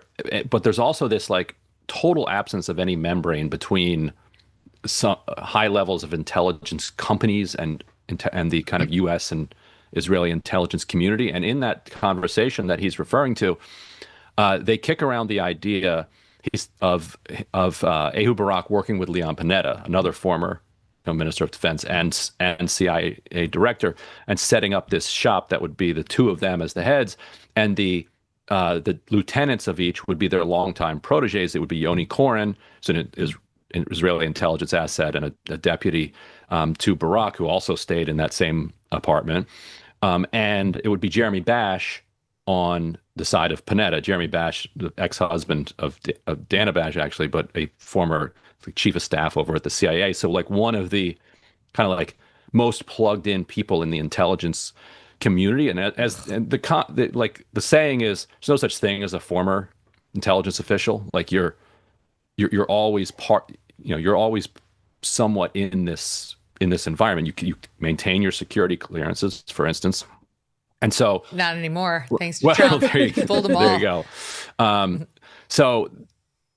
So yes, so he says, if that's your best contact in American intel, like that's like, and you like him the most, and you feel comfortable with him, that could be an interesting company for you guys to set up. And as a company, it would then be exploiting its relationships inside all of the different American intelligence companies, all of the different Israeli intelligence organizations, and then doing kind of freelance corporate / statecraft around the world. So it's this weird world where it doesn't easily fit into, this is this is 007, and this is his agent number, and he gets paid every 2 weeks and works for this particular agency.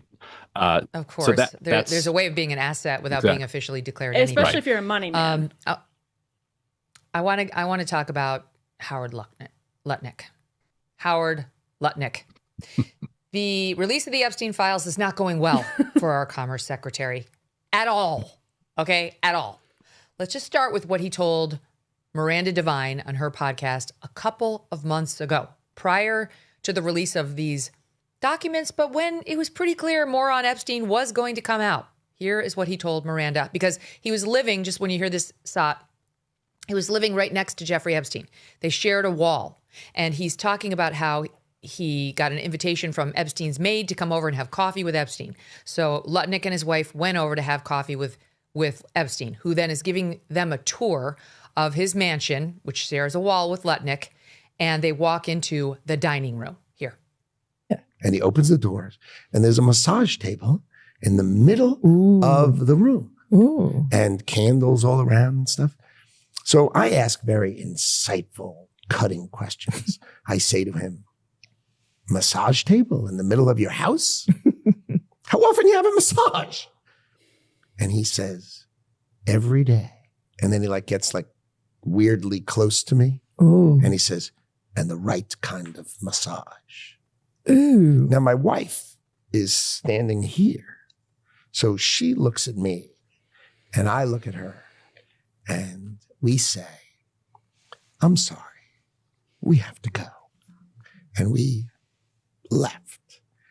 And in the 6 or 8 steps it takes to get from his house to my house, my wife and I decided that I will never be in the room with that disgusting person ever again.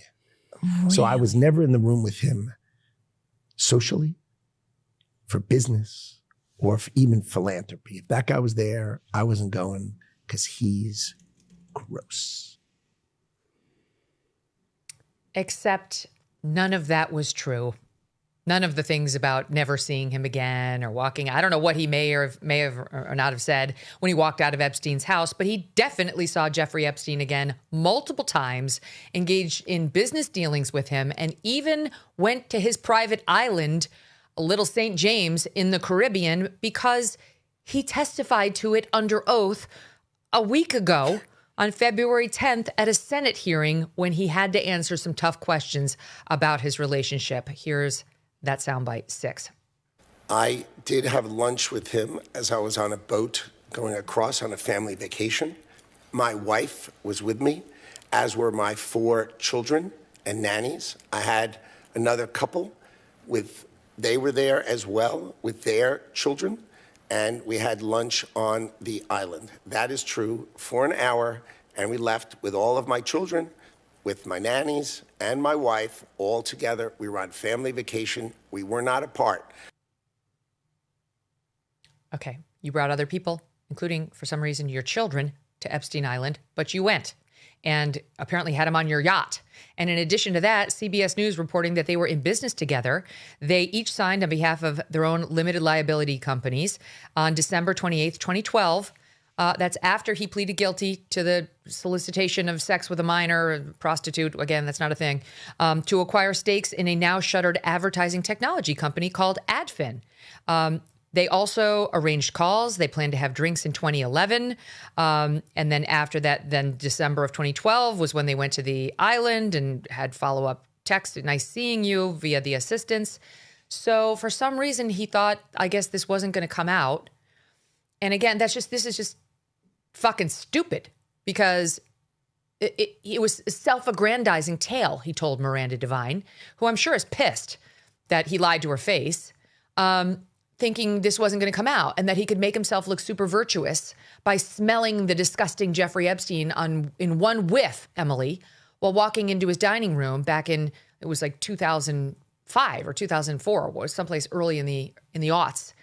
And he knew full well he had gone to Little St. James Island well after that and after Epstein's conviction. Even for a globe-trotting billionaire like Howard Lutnick, going to that island, that particular island, is not something that you forget, let alone all of the other associations, the yacht, the meetings, the business transactions that Lutnick, we now know, had with Epstein. A lot of that is in, again, this new tranche that was available in the Justice Department's library just in the last month or so.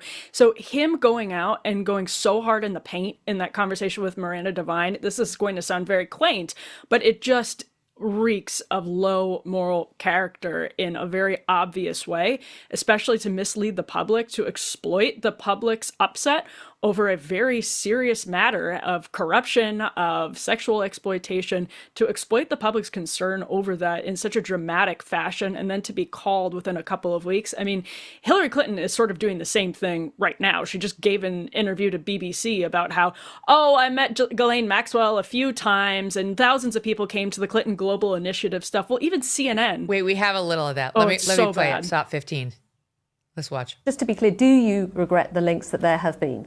You know, we have no links. We have a very clear record that we've been willing to talk about, which my husband has said. He took some rides on the airplane for his charitable work. I don't recall ever meeting him. Did you ever meet Ghislaine Maxwell? I did on a few occasions, and thousands of people go to the Clinton Global Initiative. So it to me is not something that is really at the heart of what this matter is about. They are accused and in both cases were convicted of horrific crimes against girls and women. That should be the focus. And we are more than happy to say what we know, which is very limited and totally unrelated to their behavior or their crimes. And we want to do it in public. Just for the record, she and her husband had an entire war room set up to destroy the young women who were accusing her husband of disgusting sex acts with underage girls in at least some cases, but mostly overage.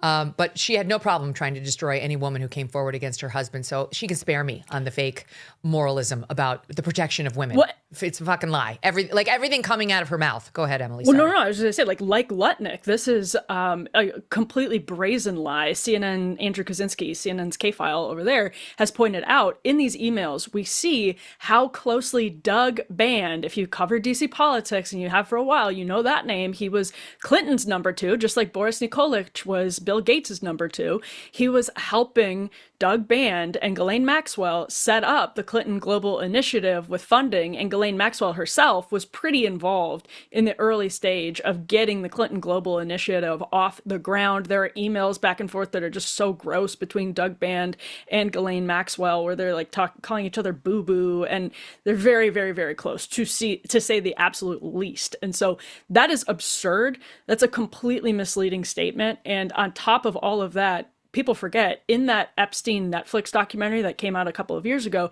there is a man, I think he was a maintenance man, his name is Scully. He's in the film saying he saw Bill Clinton. This is a guy, his name's out there, he's on camera saying he saw Bill Clinton at the island. So there's some significant evidence that these are big lies from the Clintons too. But I think honestly, Megyn, Howard Lutnick survives. I think the Clintons ride off into whatever sunset is left for them.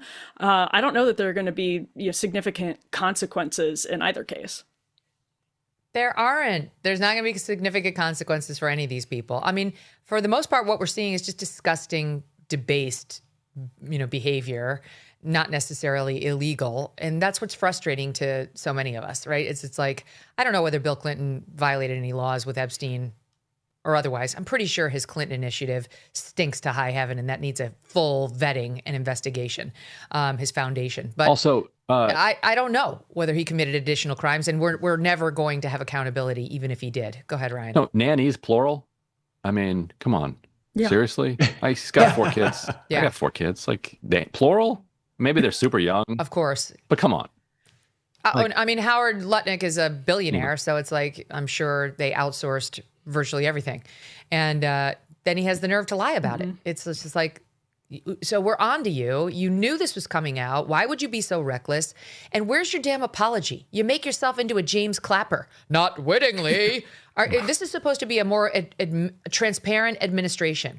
And what President Trump doesn't need is a liar in the position of Commerce Secretary about something as serious as your connections with Jeffrey Epstein. And it was such a bold-faced lie, Michael. Like, he not only was he in a room with him, he went to the guy's island. He started a business with him, reports CBS.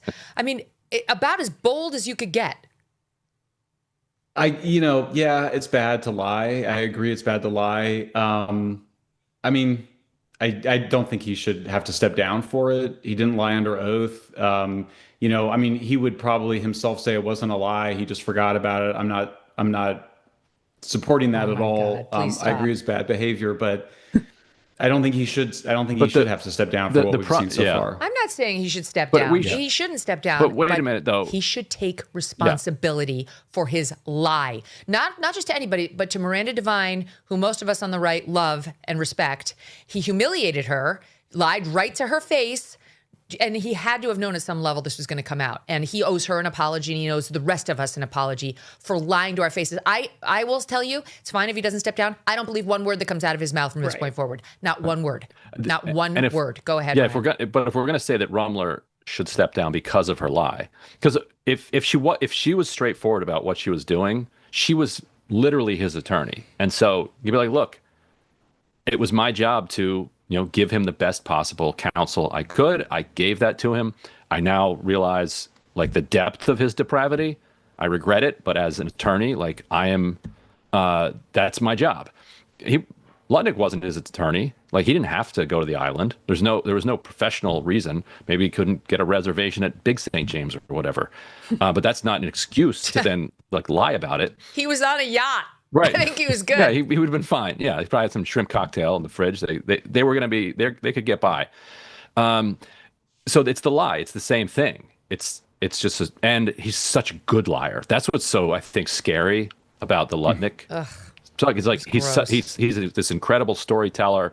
Patrick Bateman moves in between the whisper and the drama and he's got you captivated, and you're like, and then if the story would have ended with, and I never saw him again except for when we got into business together and went to his island, and when I went over, we had some drinks and that was it. But otherwise, never again.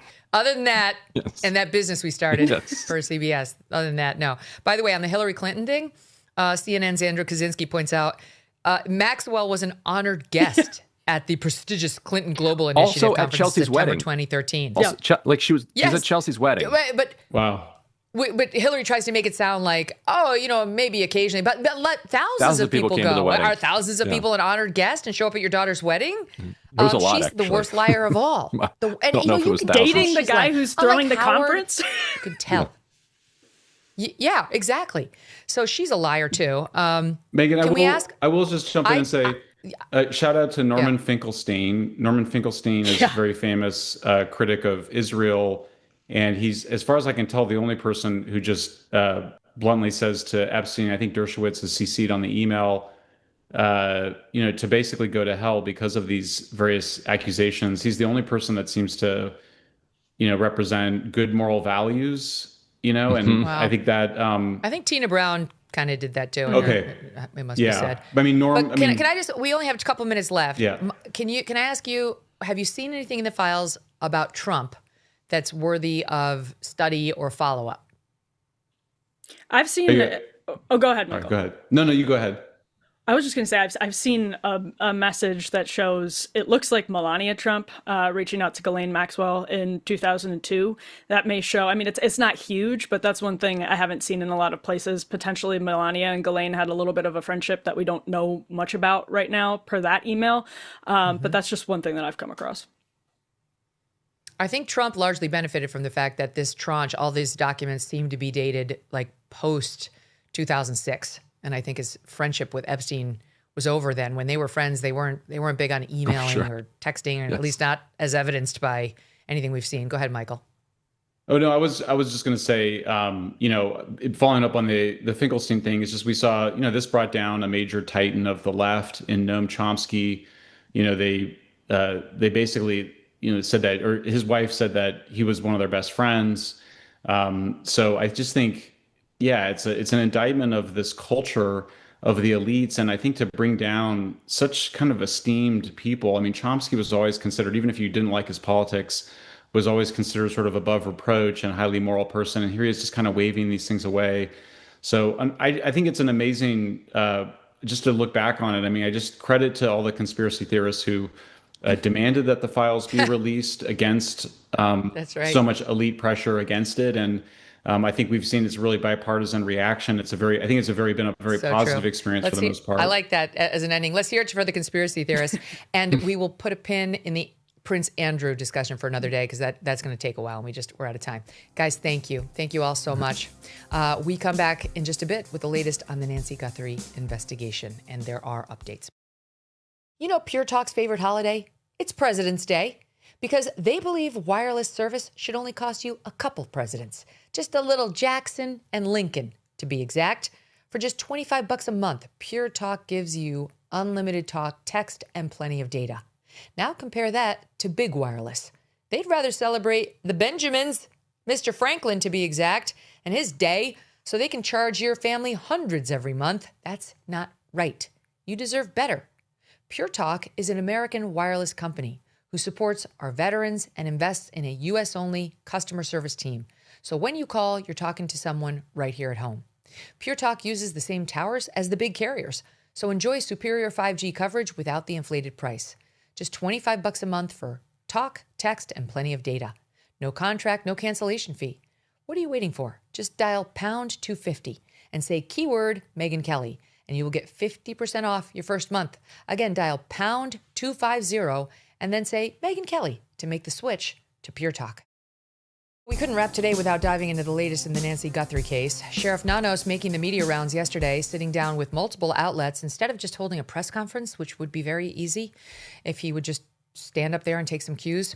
He revealed that investigators are now exploring genetic genealogy testing on the DNA evidence collected after hitting a dead end in the CODIS database, the FBI's database of convicted felons and also arrestees.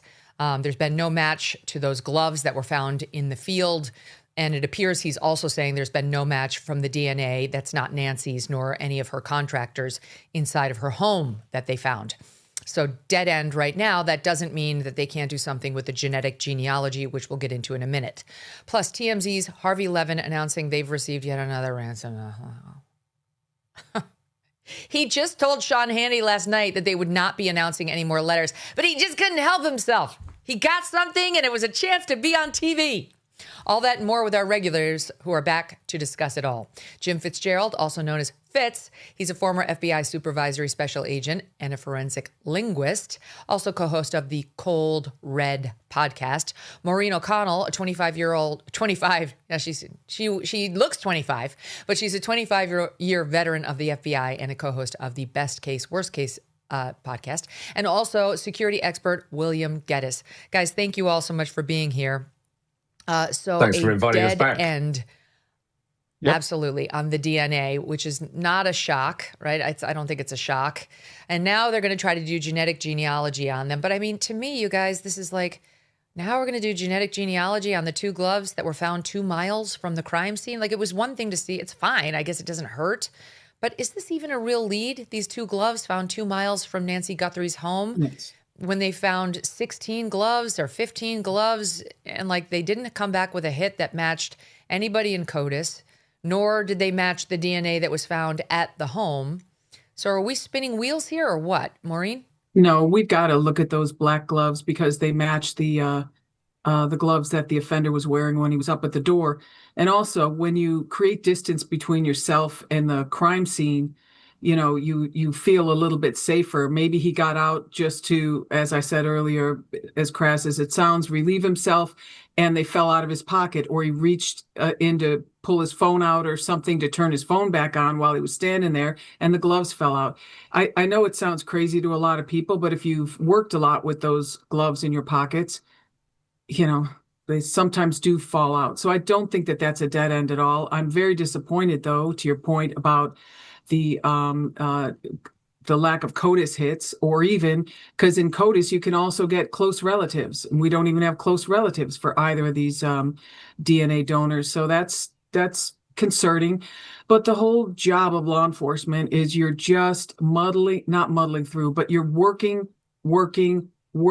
until something pans out, which oftentimes can take a long time. And it's, you know, it's hard being patient, but patience is a virtue. Here's one thing that does seem like a good lead, at least for now. On Tuesday, law enforcement was in Nancy's neighborhood, and 2 officials came out to the side of one of her neighbor's homes with a ladder and appeared to be checking the surveillance camera on the neighbor's house and looking at a phone. CNN reported this and said they'd reached out for clarification on what they were doing. But at Nancy's house, you saw Pima County Sheriff's Department vehicles in the driveway, and then one person coming out of the house with a bag, wearing blue gloves. So they're still, I guess, finding evidence in Nancy's. And there they are on the side of the neighbor's home, looking at security cameras at the neighbors. And then the founder of the Ring doorbell cam, Jamie Siminoff, was actually on CNN and spoke to what could possibly be happening there. Here is what Jamie Siminoff told CNN's Kate Boldon. When you see, and we'll show the video again, investigators up on a ladder and they say they're conducting follow-up investigations or referencing a phone, looking at a camera, what are they likely trying to confirm? Is there a range of possibility? I mean, it's hard to speculate. The footage, it does appear to be a Ring floodlight camera. Again, it's pretty small in the picture, but it does appear to be one of our floodlight cameras. The footage would be in the cloud if it was there. So I maybe they're looking at the angle of it.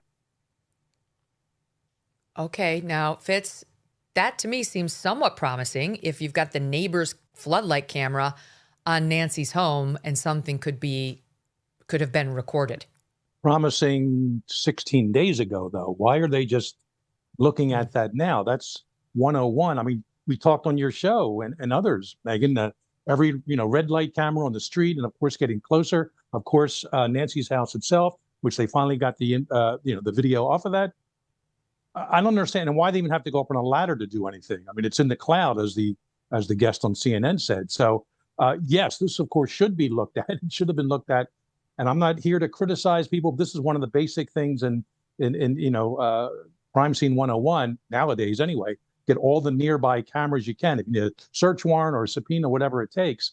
I'm surprised it took this long. And unless they're going back for something else that was missed the first time around with that camera. So good news, they're doing it. It maybe could have done 16 or 17 days ago. Well, same with that, the search on the helicopter for the connection with her pacemaker. It's like, sure. Oh, glad to see you doing it now. Would have loved to have seen it day 1, 2, 3, 4, and thereafter. Will, your thoughts on the gloves not matching? And we believe, the sheriff is a little ambiguous, but we believe he's also said that there's no match to CODIS from the DNA they found in the house. And also the fact that now they're getting around to the neighbor's Ring cam on the floodlight. Well, I think they've got to sort of process any evidence that they potentially can gather and either see it as valid and viable, and it actually leads them to perhaps another piece of evidence that they can potentially springboard from to trying to identify and obtain the identity of who that individual was that was at Nancy's house. But ultimately, it's pepper seeds. It's all this intelligence, all these little bits of evidence. They will all gather together, hopefully, in a big picture that can then form a better understanding of exactly what went on and who was possibly involved. I agree with Fitz entirely on the camera on the neighbor's house, and why they're doing it right now really does surprise me, because I would have hoped one of the first things that would have been done by even a junior officer would be to go round, map up every single house that had a camera, to inquire with the homeowner whether it was still working. And there's a chance they may have been up on the ladder because maybe the user or the homeowner that the camera was attached to their residence may not have registered their details, maybe didn't have a live connection or had lost it at some point and logged out. So again, it's seeing whether it actually has any power still to it. And there's every good chance maybe it didn't have any power. And if it didn't, then obviously that's not going to bear any fruit. But all the cameras, the entire route, and as Fitz said, even any red light cameras, it should try and daisy chain almost, the access by this individual and the egress. In which direction did they leave? What was the vehicle? Can they identify a license plate? All that sort of intrinsic intelligence. So now they're going to go try genetic genealogy for the DNA that they've recovered on the gloves. And again, the reason I say it's ambiguous whether they've gotten a match in CODIS or not on the DNA inside the house is because the sheriff is, it's not that precise with his language. And Jonathan Hunt of Fox News asked him, is there a CODIS match from the DNA in the house? And he said, no, which, okay, that's why in our AM update this morning, we reported that the sheriff says no match from the DNA in the house. And I think the FBI actually also said that. But then later that day, the Pima County Sheriff's Department put out something suggesting they're still testing the DNA in the house. So just put an asterisk after it. As has become typical, we don't totally understand what the sheriff is meaning to say. But genetic genealogy is hot. It is the future of law enforcement. It is very, very hot. It's amazing how they, like, Cece Moore, who's been on the show a couple times, she's the godmother of it. And she was saying, this is why you're not going to have serial killers anymore in the United States, because it's just too, like, touch DNA, doesn't have to be yours that they find, like, in their database. It can be your sixth cousin. And Cece Moore, when she's sicked on the case of, okay, we can tell that this touch DNA we found on this crime scene belongs to someone who's a distant relation to, our whatever. We can find that it's related to this person who we got a hit off of. But we know it wasn't this person who's in our CODIS database because this person is 100 years old and in hospice.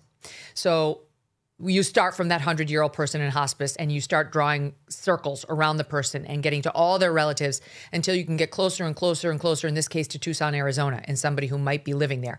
And then this is how she does it. She figures out, who did that person marry? Who are their children? Who are their grandchildren? Who did they marry? Where are they from? She pulls up birth announcements. She pulls up death announcements. She actually came out and explained it with respect to the Kohlberger case on because, in that case, they grabbed his trash and did testing. And that's how they often do it. They grab your trash, which is why Brian Kohlberger was putting his trash into his neighbor's bin. In the moment he was arrested, he was doing that, by the way. Anyway, here she is describing the process, because this is what's now going to be done to the DNA on those gloves, and probably also that found in Nancy's home. This is pretty common when investigative genetic genealogy has pointed law enforcement toward a certain individual or family. And they'll do what's called a trash pull. If they can't just follow that person and pick something up that they dropped, then they'll typically resort to waiting for that person to put their trash out on the curb. And most states allow this. It's considered abandoned at that point. And then they go through the trash and try to find an item that might have DNA on it. But when it's a home like this, a household where there's multiple people, they don't know exactly whose DNA they're going to get. So in this case, they found a male sample of DNA and tested it, and it wasn't the suspect's. However, they were able to perform what is basically a standard paternity test comparison to the profile from the button on the sheath, and determined that that individual's DNA from the trash was the father of the individual who left his DNA behind at the crime scene. So are we feeling excited? Let me ask you, the Fitz, about the genetic genealogy possibilities here. This is very close to home for me, Megyn, because the first case I remember as a little boy growing up in Philadelphia was the boy in the box case. In the late 50s, a little boy found in a box in sort of the outskirts of Philly, still in the city limits. No one knew who he was. Everyone wanted to know this little boy's identity. The Vidocq Society, I've been wearing this pin, I think it's on this side, every day, everywhere I go. They're a cold case society in Philly. Finally, after all these leads all around the world, who is this little boy? We got to give him a name. About 2-3 years ago, through genetic DNA, and I think Cece may have had some work in it, I'm not sure, that little boy was finally identified. From West Philadelphia, they can put a name on his tombstone now. He wasn't Pottersfield, Vidocq Society moved him.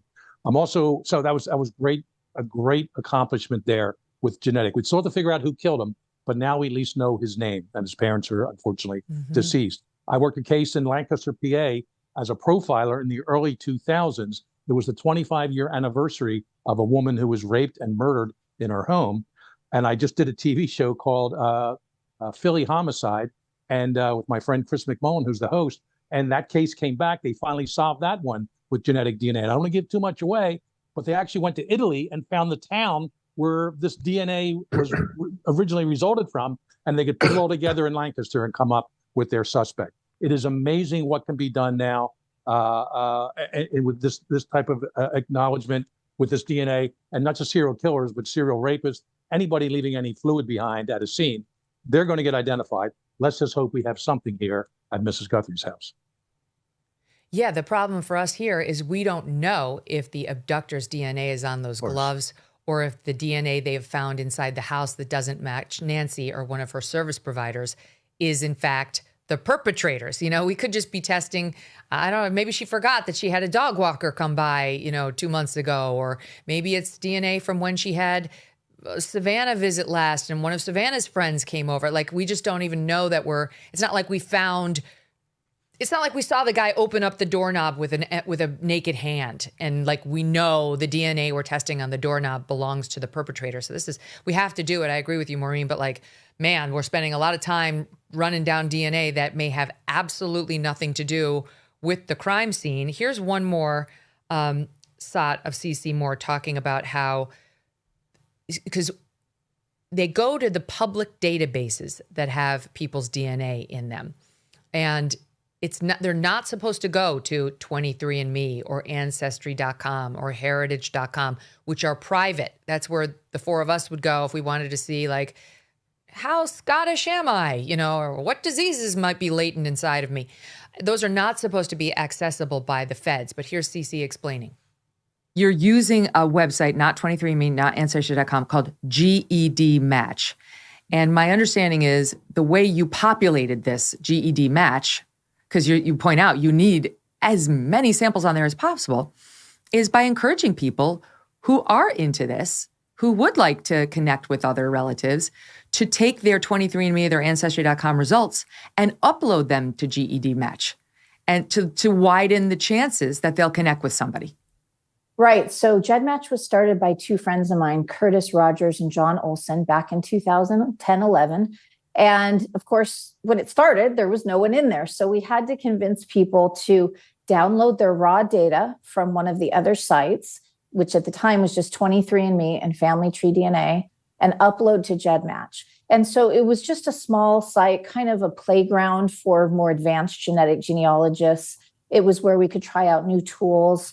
We could do cross-company comparisons. So if you tested at 23andMe and I tested at Family Tree DNA or later Ancestry, we could both upload there for free and then compare our data looking for those long identical shared segments.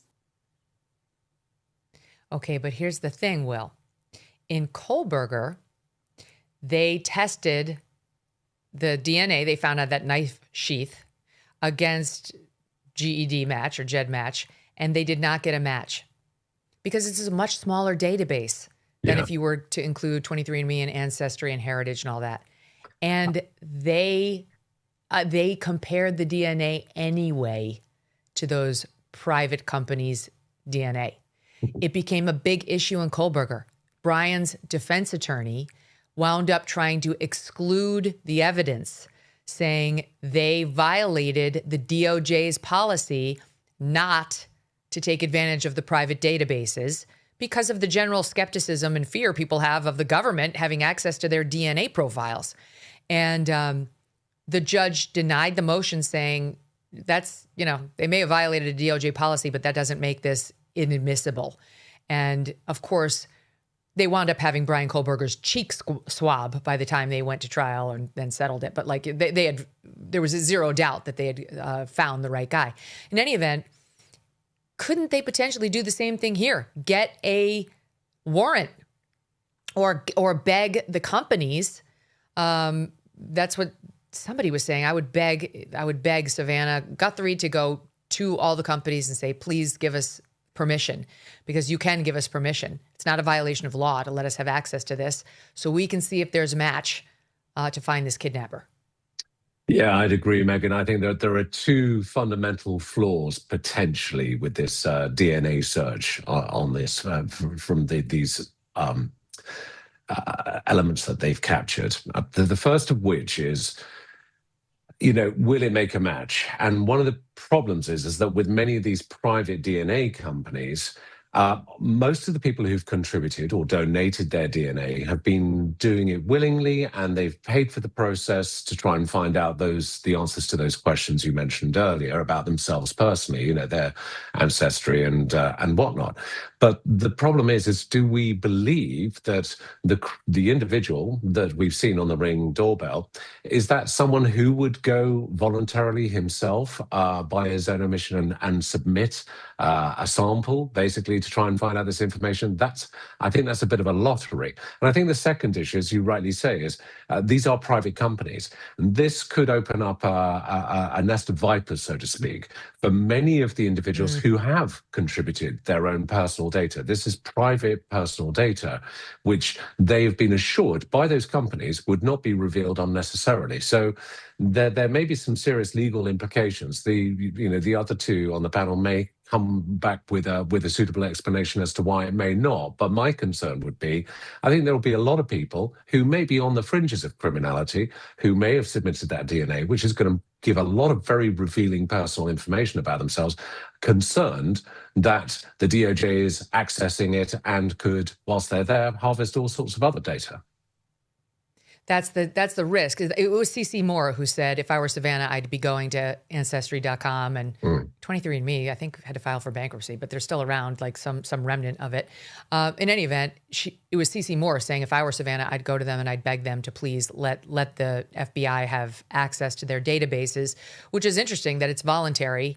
They could do it. It's like the companies don't really have an incentive to do it because, I mean, already they're struggling. The reason 23andMe was filing for bankruptcy, I don't want to like completely get it wrong, but I'm pretty sure they had to file for bankruptcy, is because it's a one and done kind of service. You pay your $100, you get your DNA analyzed, and you never go back again. It's like, it's not like the iPhone where they can continue giving you shitty iOS updates on your phone, ruining your service, and then you have no choice but to buy a new one. That's a business model that can stand the test of time. But this, with these private DNA companies, isn't. And so they're going to undermine themselves even more if now the message is, you should upload and we'll tell you whether you have, the gene for Alzheimer's, and also we'll tell the government. As soon as they come knocking, we're going to tell them whatever genes you have and also whether your brother's a criminal. Yeah, I mean, there's another quick question I'd like to pop in, which is, what is their data retention policy? I mean, how long do they keep that DNA? Once you've spent your $100, you've got your result. How long do they keep that data there? There must be some published policies for these companies, which say maybe they only hold it for 6 months or maybe a year, and then to give capacity to their server or what to their files, happens to the database? They may get rid of it. They may erase erase just go away. My team is telling me I'm correct. They filed for bankruptcy in March of 2025. You were going to say something, Fitz. Yeah, you brought up the iPhone. I remember, I think it was 2014, the mass shooting in San Bernardino, California. It was a Muslim couple, and they shoot out with police. They wind up dead. There's a cell phone next to them, one or two cell phones, Apple phones. And everyone remembers this. And they tried to get the police, FBI, hey, give us the code to the phone. We can see who in Al-Qaeda they're talking to or ISIS, whatever. And Apple said, nope, not going to do it. Not going to do it. It's kind of the same principle here. And apparently Comey was director. He didn't do too many things right in my estimation, but he somehow got an Israeli company that could break the software or had software that could figure out the code, and then they had their information there. So that, to me, that's akin to what we're talking about here with the rights of people who submit their information. There are some DOJs that I wouldn't have a problem with my information, like maybe right now. There are others I wouldn't necessarily trust. That's kind of the big brother aspect of it all. So I kind of get where they're coming from, but you think there could be exceptions with a special kind of a warrant, special kind of a court order, and every once in a while it could be done for a case like this. I mean, with the permission of the company, you could do it. But, the ideal way of doing it, Maureen, is to keep it quiet. I think like an I'm undercover the CEO operation of one of those companies, I would quietly say, okay, we'll do it. But for the love of God, don't publicize that we worked with you. But there's so much scrutiny on this case. I think they all know we're going to know if they give it over for analysis by the FBI. I think they'd also have a job, Megyn, to reverse engineer for it to be admissible in court. So if it was a more covert operation to do that DNA match through those organizations, and those organizations were complicit. It's risky. Yeah. I mean, in Kohlberger, she did not exclude it. I can't remember. It was a he at that point. The judge did not exclude it. But you don't want to run the risk if you don't have to. But, I mean, there's so much pressure on the cops in this case, Maureen. Like, I don't know. You tell me whether they'll be tempted to try to go to Savannah to ask her to appeal to the private DNA companies, or whether the FBI might just do it. In Kohlberger, they just did it. I think they just have the ability somehow to access it. Well, yeah, because that's how I'm remembering. If you can come up with a DNA STR, which is like a license plate. It's like 40 numbers that you can submit into CODIS and everything like that. But if you're trying to do the SNP, the SNP, which they need to do a forensic genealogy upload, that's like a novel. So that's a whole different ball of wax. So we are not even to the point right now that we've been made aware yet that the DNA, that they have enough DNA or the right kind to create a SNP. And although CC Moore is the godmother of forensic genetic genealogy, my good friend from FBI LA, Steve Kramer, and now Steve Bush also, they're the godfathers of it. And they're friends with CC. They just had lunch with her the other day, but they were explaining the whole difference to me and how we're not even at the place yet where we know that we have a SNP unless they have it and they haven't told us. Right. You need you do need a hit to somebody. Like, there's got one of your distant relatives must have submitted their DNA to one of these organizations for you to be potentially caught if you're the perp. But like, if you're one of those people who's lucky enough that not a single person in your circle around you or your distant family ever gave the DNA, then you won't be caught this way. But it's getting rarer and rarer as people continue to use these services. I want to keep going because there's not a lot more to get to. The sheriff, he gave a bunch of interviews yesterday. Gosh, I don't even know where to begin. He said that they are continuing to check Nancy's ring cams for images, including of this perp, including possibly of Nancy's egress from the house. And obviously they're checking now the neighbor's ring or Nest cam, the ring cam. I think that's who we played the soundbite from. And that same ring founder on CNN explained a little bit more about what they're doing to try to search for these, like right now, possibly lost, but not deleted images that may still be stored on like their central cloud or their central computer system. Let's listen to him. They call it scratching. It's like the way it was described to me is you've got 8 layers of paint and you want to peel down to the 6th layer. But you get to that 5th layer and you might tear the 6th layer. So there, it's a delicate operation for them. This idea of scratching and what he's talking about, what would you think, what is he describing here? And again, not to describe how they would do it, but I would say just overall at databases and how storage is, there's sometimes remnant data that's stored if you don't run, we run scripts. As soon as you delete a video at Ring, we run a script that basically takes it off of the server. If you're doing live view and you don't have a subscription, we actually don't record it. So for us, we don't have these remnant data, but remnant data in databases can exist if you don't run sort of a deletion script. So it's almost like, to me, it's more like putting trash in your can in the kitchen and you just haven't taken it out to the street yet. So it's still in there until you basically take it out. So but it is, I think what they're describing is there's some data that's somewhere, it's hard, it could be in multiple places, it could be sort of broken and they're trying to put it back together is what it sounds like they're doing. Okay, so that's so interesting. What he's telling us there, Fitz, is it's a good thing Nancy had a Nest and not a Ring. Because if you're not going to get the subscription service and you have Ring, there's no chance of recovering an image that the camera saw but didn't record. But if you have Nest, there is a chance that it is sitting there until the trash has actually been taken out. And we saw, the three of us were together when the images came in of the abductor, and we realized that that trash had not been taken out. And there is still a chance that there's more trash sitting there that hasn't actually gone out to the dumpster for the garbage guy to pick up yet. Yeah, there's no doubt there are some tech people from the FBI Academy Laboratory, at Quantico, working probably in the offices with the Nest company with their techs, and who knows, some other private sector people they're bringing in to do everything they can to get into that type of information of these multiple levels of scratches.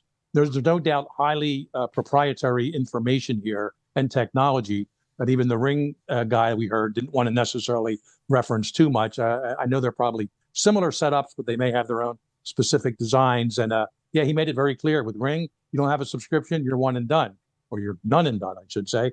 But with Nest, of course, you have that chance of getting that information out. So they are working diligently on this and going back, I hope, not just for that night, but as far back weeks or months as they can, with every camera they come upon, quite frankly. And I hope the ones have subscriptions. That would make it easy.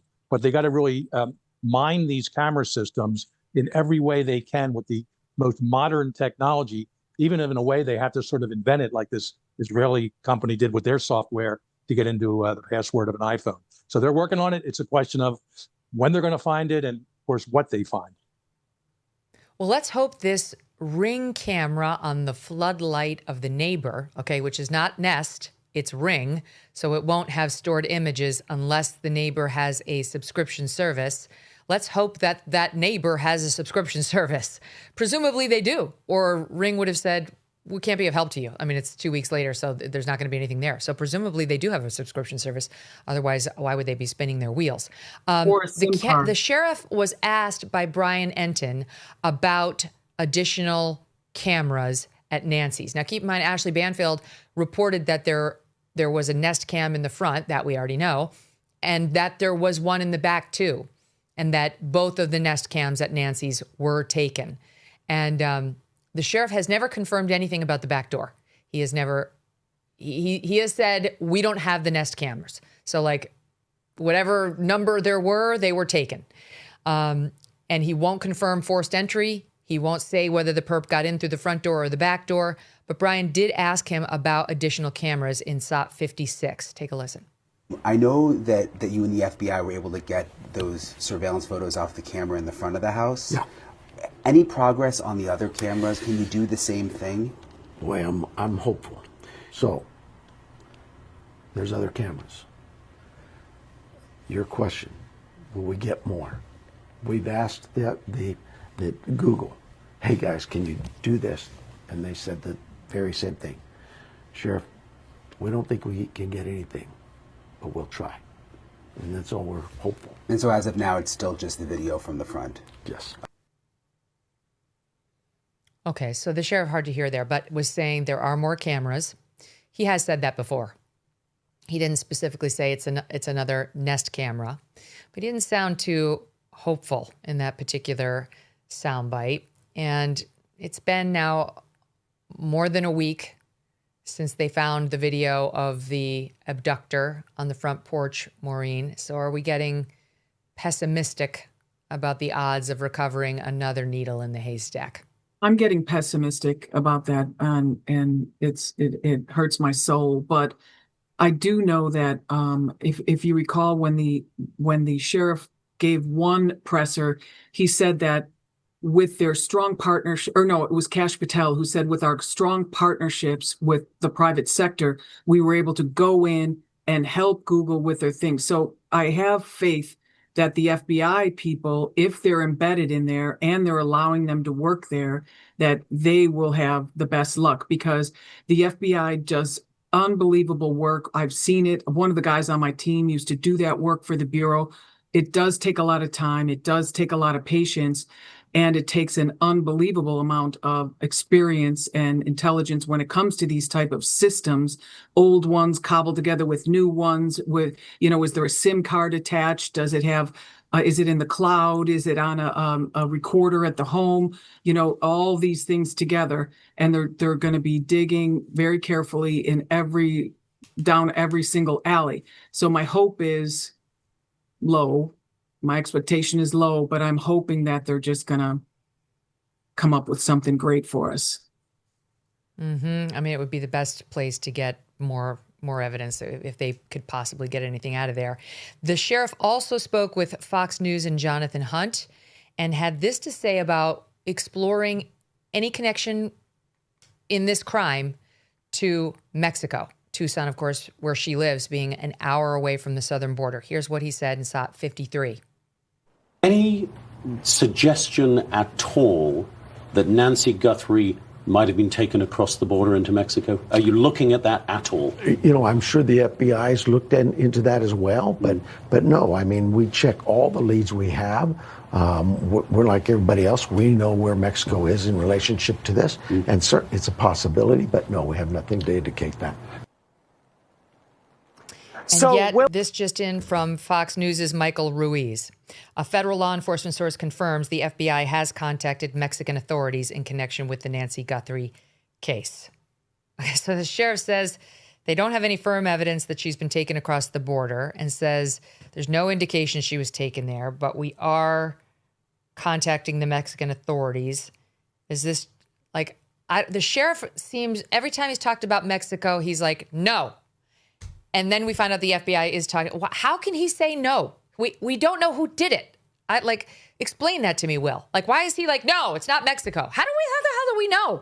I don't know, Megyn, and I have to say every single time I see an interview or any words coming out of his mouth, I'm almost aghast at his somewhat ambiguous and foggy answers to everything, or definitive answers, when really, to be honest, he shouldn't be saying anything. I mean, again, this is what I was saying we were discussing last week, which is about, it's so important that those updates that you are providing have to be as accurate as possible. They cannot be in conflict with what the FBI may be saying or doing. And ultimately, you're going to lose more and more credibility. And the family, Savannah and the other family members, will be losing their faith and hope in the capability of actually retrieving their mother in whatever capacity that might be. I think, again, the problem with the sheriff, even going to the cameras point, he said other cameras. So there was inevitably more than one backdoor camera. There was the front camera. Also in terms of Google, and I've worked with Google, and I've looked at also data retrieval on a number of projects and operations investigations. And if Google were able to retrieve, obviously, the footage from the front camera, from the Nest camera, obviously, on the front door, then they should be able to retrieve the footage from the ones at the back. And there should be a very quick interrogation of Nancy's financials, looking at her credit card statements, looking at her bank account, to see if she's got a Nest subscription. You should be able to find that out literally within 24 hours. That's a good point. The sheriff, I'm sorry, he's lost credibility with me. I no longer believe the sheriff. This is just one example, but the whole business, this is yet another example of the sheriff seems to be making it up. No, Mexico. Okay, I don't believe you. I don't know whether it's true or it's not true, but I know that you don't know enough to say that yet. And then the thing about whether the family members have all been cleared. This is the chronology. It's changed again. Here we are on Wednesday. It's been changing every day this week. Okay, let me tell you. On Sunday, to the Daily Mail, the sheriff, nobody has been cleared as suspects. On Monday, in a press release, the family has been cleared as possible suspects. NBC News reports that same day, absolutely no evidence was examined in order to get to the new conclusion. So we knew the sheriff had pulled it out of his hat, right? When he said, no one's been cleared, and then the family's been cleared, we all said, oh, they must have gotten a DNA. Something came back. Something got him there. No, NBC reported absolutely nothing changed. It's just the sheriff just deciding to tell us they've been ruled out. And then he added, and they've been ruled out from the first early days of the case. Well, then why did you tell the Daily Mail on Sunday that no one's been ruled out? Why did you say that? Why did you say that every day for the preceding 12 days that no one had been ruled out?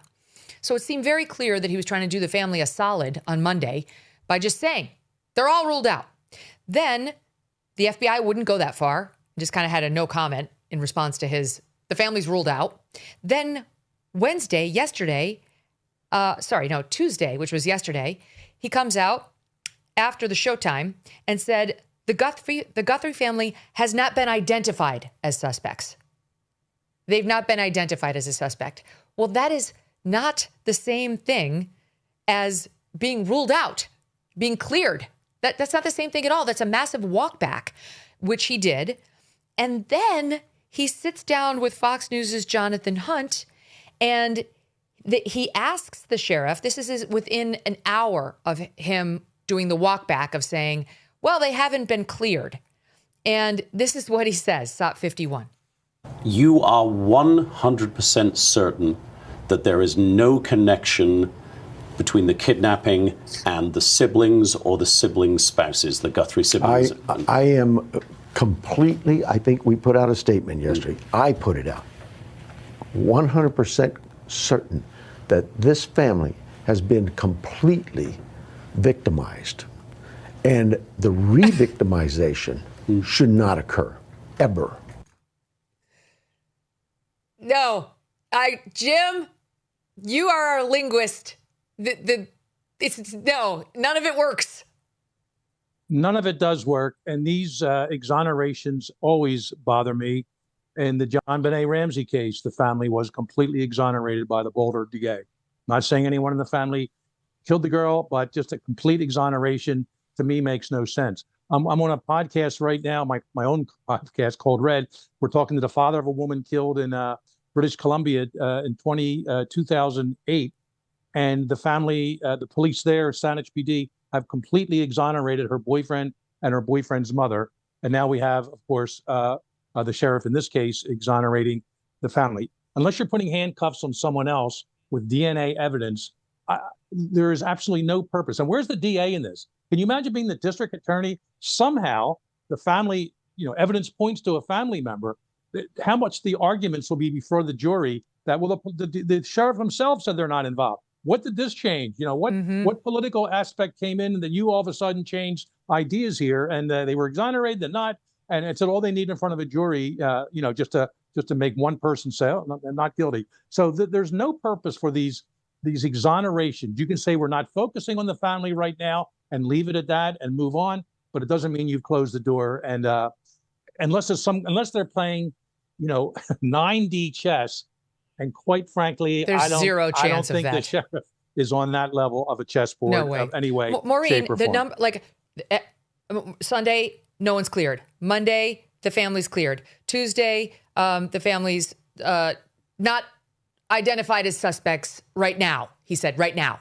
Then within an hour of that statement, the interview to Jonathan Hunt. So you're saying they're 100% cleared. They've 100% been victimized.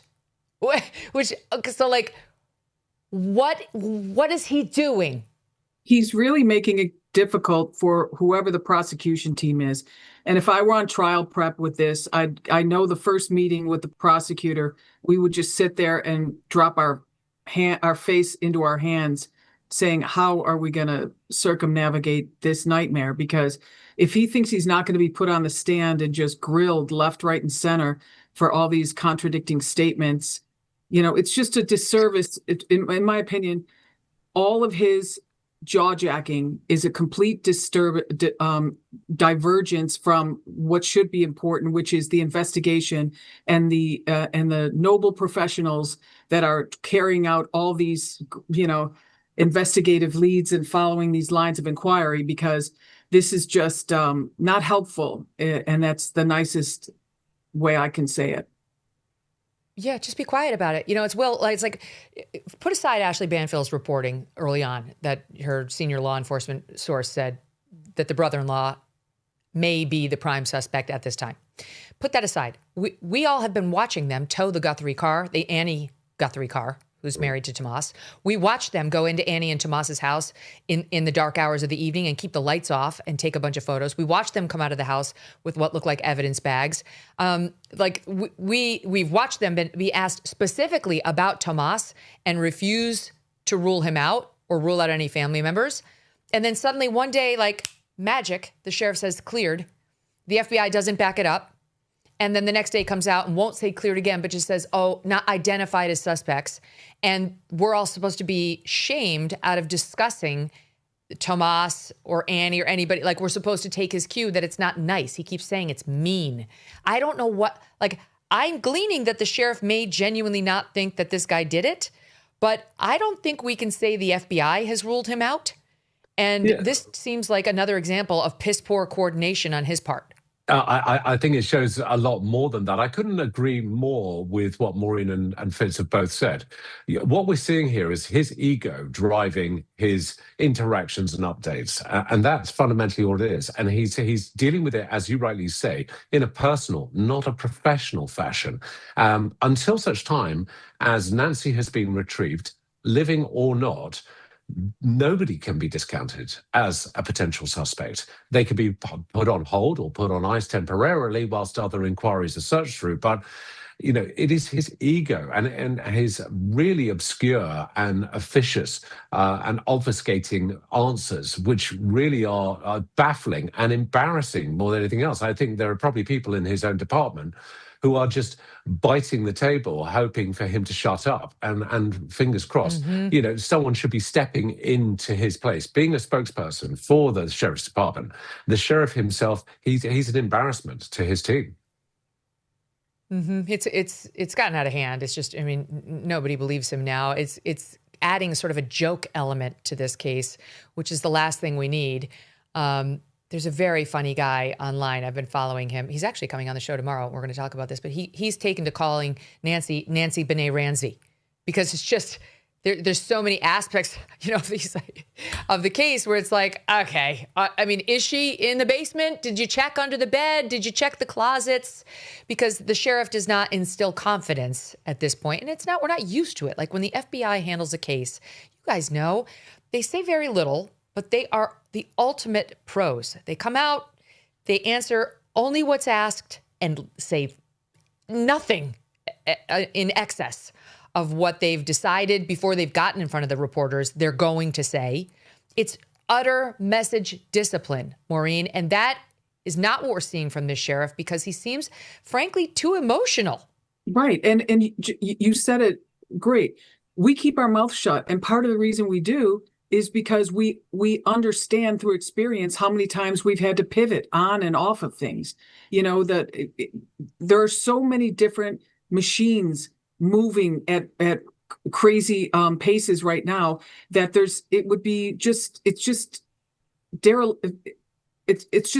I don't know the word I'm looking for, but reckless. It's reckless to say that everyone's cleared when you have so many things going on. Now, if there's nothing going on in the investigation, then it makes sense. There's nothing going on. We're not doing anything. But I mean, even the simple thing where we don't even know how anyone got into the house. We're saying that, oh, well, on the timeline, if you look, it's 9:48 that they opened the garage and it closed 2 minutes later. Well, there's a number of different ways to open the garage, depending on your device and how it's configured. You can open it with a little clicker like this, which is probably what Nancy would have had in her purse, or you could open it, through the keypad that we saw the ERT team take from the side of the garage. I believe that's what they were doing. I think. Would you guys agree that we saw them remove that keypad? But the only thing, depending on how it's configured, the only thing that's really going to keep a log of that entry is going to be an app. But if you're doing it, in the old analog way, if it's configured in a way that it can do all these different entry types, you can have people coming in and out of that garage without any log being produced on your phone.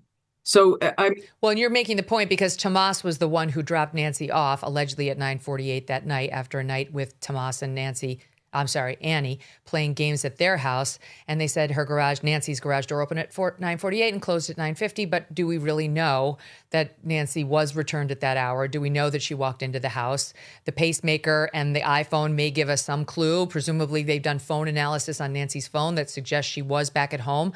But we don't know that because they do, Jim, keep going back to Annie's house and taking pictures and so on. And so it is possible that law enforcement has seen something suggesting we don't really know if Nancy Guthrie was in her own home from 9:48 forward that evening. Bottom line, we do not know that. You are accurate. From the first day we've been together, Megyn, we've been discussing this timeline and we can't rule out some of these options. But let me throw in a mitigating factor that we haven't discussed yet regarding the exoneration, if you will, of the family. It's very possible the family themselves had requested the sheriff to make that statement. Do your job for a week or so, Oh, yeah. 2 weeks. That's what I think And happened. it could be Savannah saying, look, you got to do something here. My family didn't do this, I'm convinced. And that's under that pressure. 100%, that's what happened. He's an elected official. There's a lot of, no doubt Nancy had a lot of friends there. He maybe is thinking of the next election. Okay, well, with any other evidence, no evidence at this exact moment pointing directly at one of them. Sure, I'll come out and say this. So, I wasn't sure if that was clear for your audience or not, but just wanted to get that. I agree. I think he said the day before that he really only talks to Savannah and he doesn't talk to her that much. He said she's got like a team that he deals with, but he barely talks to Tomas and barely talks to Annie. He said that. So to me, this is very clear that Savannah does not believe her family is involved at all. I'm not surprised by Very that. natural. And she may be 100% right. Yeah.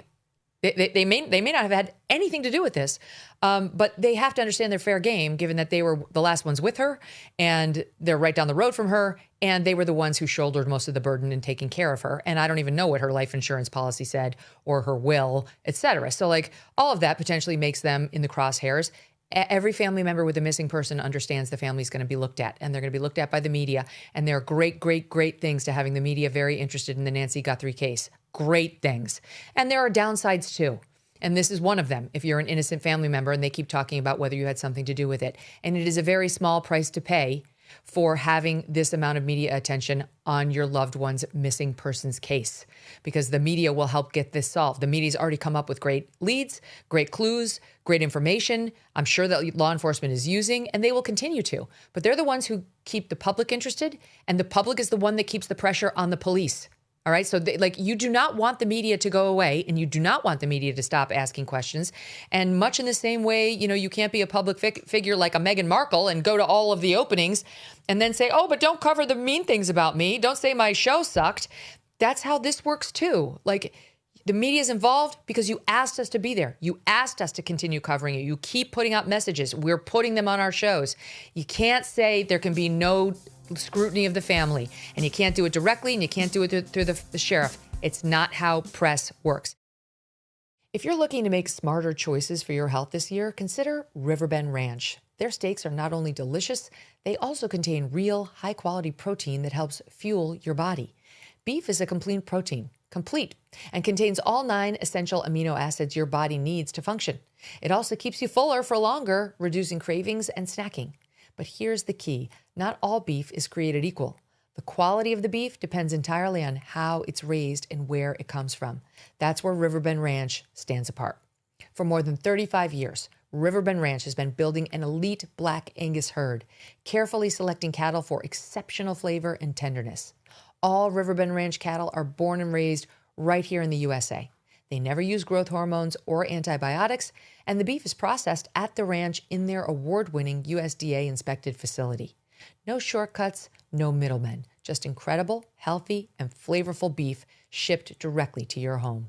Order today at riverbendranch.com and use the promo code Megyn to get 20%, $20 that is, $20 off your first order. Okay, guys, so when we left off, we were discussing how you got to take the good with the bad. The media is going to speculate. It's going to do its thing. It's going to talk about possible suspects and possible leads. It's not all great. And it's not all rainbows and unicorns either. Well, that's the nature of the game. Yeah, absolutely. And I think I was seeing your piece that you did, Megyn, about influencers and about influencers actually contributing to the theory testing, to the possible suspects, to potential avenues, in the same way as Maureen and Fitz and myself are exploring different avenues with yourself as to what the actual sheriff is doing, what the investigation is looking at. And I mean, we're seeing ourselves from a professional perspective, us doing this on the daily grind, that there are so many flaws in how this process is being followed. And Maureen was bringing up, obviously, during this break, an interesting point about the family entering the house. And I pass the baton to you, Maureen. Well, I was watching a breakdown on a that I've come to love in the last couple of weeks, which is called The Interview Room. And it's a bunch of four seasoned detectives that have about 150 years experience in all kinds of things, from patrol all the way through homicide and everything in between, and with the doctor on there. But they were breaking down a number of things. And the one thing that really caught my attention was the things that are missing from the timeline. And one of them was, how did the family enter the house? I always wondered, why is that such a big... When the family came over after Mass, sorry, I should have made that clear. When they came over the day they found her, when they realized that she wasn't at the church service at her friend's house, how did they get into the house? Did they go in the back door and leave it ajar? Did they enter the keypad? Or, because if you look at the timeline, it has what time she went in, 9:48 the night before, and that the door closed at 9:50. Does anyone on earth really believe that an 84-year-old woman with a walker gets out of a car, walks through a garage, gets in the house, and and the other person gets out and within 2 minutes? And didn't the sheriff say at one of his first pressers that the family helped her get into the house and get settled? Well, there's no way all that's happening in 2 minutes. You're like, hey, Mom, you good? No, Let me that's a turn the good lights point. on. Is everything cool? All right, we'll see you tomorrow. That's a 5-minute interaction. And I just don't understand why something like, where did they enter? Could the back door have been ajar because that's where they came in and they forgot to close it? Okay, that's a good data point. There's just silly things that are missing that belong in the timeline. And no one knows why, and no one will tell us. The Bureau's not going to tell us. We all know that. That's a very good point. You're right. When you think about it, like, I have an 84-year-old mom, and she's mobile. She's limited in her mobility too. Though you try to mess with her, you're going to get the cane right in between you. The new, you know what? She don't mess with my mom. But she She would take a while. She would take a while once we got her to the house. And like you say, you don't just like open up the garage door, kick her out and be like, bye, Mom. You know, when they're 84, you make sure. Yeah, right. You get them in. Yeah. You walk with them. You get them into the house. You make sure they're okay. And then you leave and you close the door. That's a good point that no one has really spoken to that. I have two other things I got to get to, including this. The sheriff was asked about this reporter. There's a reporter named Brianna Whitney. She works for Arizona Family. We discussed it the other day. And she came out with this on Sunday as an exclusive. Again, she's not some crazy reporter. She's done good reporting in this case. And this is what she said in SOT, I think it's 55B. Hi guys, we are now able to independently confirm some new information in the Nancy Guthrie investigation. This is from an inside source that is now reportable. I want to take you through the new information we've learned. We can now report investigators now believe this was a burglary gone wrong. We've interviewed multiple experts since this began who also said based on the evidence, the surveillance video, and other aspects of this case that they also believed this was not an intended kidnapping. Okay, so none of us bought that when last we talked. And the sheriff doesn't either. He was asked about it here in SOT 55. Then I talked to him about this reporting that has been out there, not repeated by us, that this was a burglary gone wrong. The sheriff said it was not. Listen again to the sheriff. You just said you believe it's a kidnapping. I believe it was a kidnapping. Targeted kidnapping. Yes, I believe whoever did that knew what they were up to. So do you believe knew who they were after? Okay, so he's gone a little further there. So he's debunking her reporting, saying we do not believe that. They do not believe it was a burglary gone wrong, that we do believe it was a, quote, targeted kidnapping. So that's a little bit more. I'm not sure if he said targeted kidnapping before, meaning this was about the fact that it was Nancy Guthrie, which is very interesting. So that's not a burglary gone wrong. It's either somebody who didn't like Nancy or somebody who didn't possibly like Savannah, but somebody who went in there looking to take this 84-year-old woman because she was Nancy Guthrie, which is very interesting. Is it not, Maureen? It's very interesting, but I'm not going to hold him to it because chances are he's going to change his comment tomorrow. Yes, fair enough. Fair enough. Let's not spend too much time speculating about it, right? Because who knows? But that wasn't an accident, Fitz, that he said as much as he did. Well, wait, what am I saying? It might have been purposely done on accident. And his use of the term kidnapping, the linguist in me, I think he may be referring to abduction. There's difference. Kidnapping has different legal connotations that it's being done for profit or some other thing of value in that regard. So. It was an abduction. I would agree with him there. But let me go back to the burglary part. I worked a lot of burglaries as a police officer and later in the FBI in New York.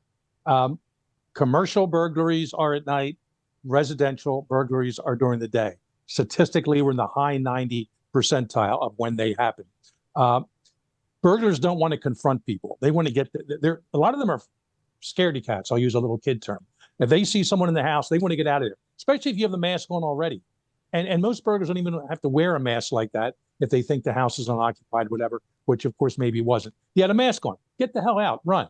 The other thing I'd like to know about the Tucson area, we were half seriously joking about this, Megyn.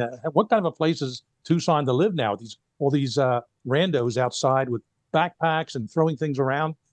I need context. Are there other residential burglaries or even peeping Toms reported within a 10-mile radius, quite frankly, the whole city of Tucson, the whole metropolitan well, there's area? Definitely a peeping Tom who's about 10 miles away, which we did cover. Yeah, we've seen that person. But are there other burglaries? That's a specialized nighttime burglaries in a residence. That's a whole special type of, you hear about the cat burglar. They kind of make them sexy in the movies and all. But, these are usually just random, half-ass criminals that do this stuff. I just can't imagine this guy is all geared up for this in a house that is not overly ostentatious. If he did any research at all, an 84-year-old woman, she's not going to keep a lot of cash around necessarily. It just wouldn't be worth the effort. The risk he is taking would not be worth the payoff for a burglary, as far as I'm concerned. This was an abduction plan. And you burgle You burgle the house. A burglary has a specific meaning in the law too. It means like you've broken into a house and you intend to rob it. It's different than a robbery. But so burglary, you break in, you want to rob the home of its goods, and all you take is the infirm 84-year-old Will. Like, it's a fail. It doesn't work, does it? That's a real fail as a burglar. It doesn't scan. I mean, there are just too many contributing factors. I mean, we looked at and we discussed, obviously, the weapon that he was wearing overtly, the wrong a semi-automatic in a revolver holster. I mean, that was used, incompetently, but visibly, and more often than not, that is used to suppress any resistance by someone that you might be looking to abduct. Rarely used in the capacity of a burglar who's anticipating coming into a fight, as Fitz says. So there was that. Also, I do not know of many cases where a home invasion or a burglary has resulted in any victims being then removed from the property. If someone is injured or harmed, they're left in the property itself. And if they've gone to the trouble of wearing gloves to try and conceal their identity and masks, then ultimately, unless it's, even if it was an assassination, the body is left there, but trying to leave as little evidence as possible as to who was behind it. But for her to be removed, for there to be blood, obviously blood scatters outside the front of the property. It doesn't scan as a burglary whatsoever in my book. It's an abduction. It's an abduction until a ransom is issued. And I think one of the biggest problems, Megyn, is that this case garnished so much publicity so quickly. I think these guys, I've worked against Mickey Mouse kidnappers, amateur kidnappers in the past. They're scared people. They're not professionals. And that's why I'm not buying the over the border into Mexico necessarily by a cartel or an organized crime group necessarily. But these were amateurs who were looking maybe to make a buck. This wasn't a particularly affluent area. They were probably looking for a low yield express kidnap. But because it garnished so much publicity, I think they've run scared. I have to say, I wonder too, like we've talked about the family 2 miles away from Nancy for all the obvious reasons. What other family is there? I'd love to know more about the Guthrie family. Are there like extended family in the area?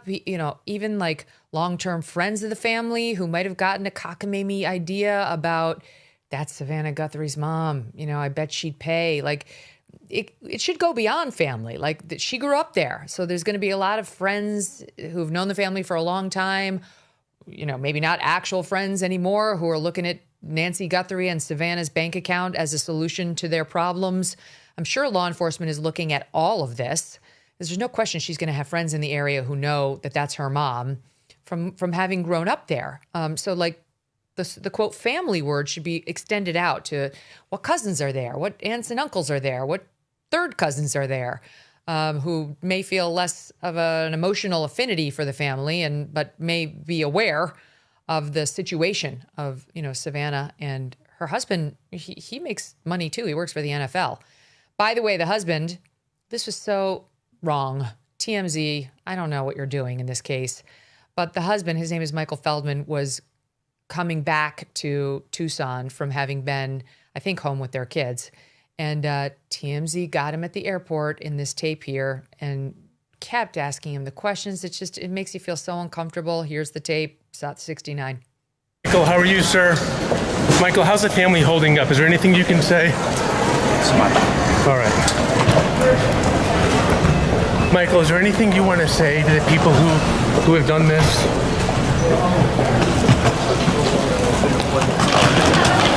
You guys have a good one. Michael, how's the family holding up? Anything you can say? Okay, so this was, I don't know if it was a TMZ reporter or if it was just a stringer, but TMZ posted it. So clearly they bought the tape either way. And I mean, you can't lose your humanity in covering a case like this. It's like that guy is absolutely suffering. His wife is suffering. Their 2 children are suffering because it's their grandma.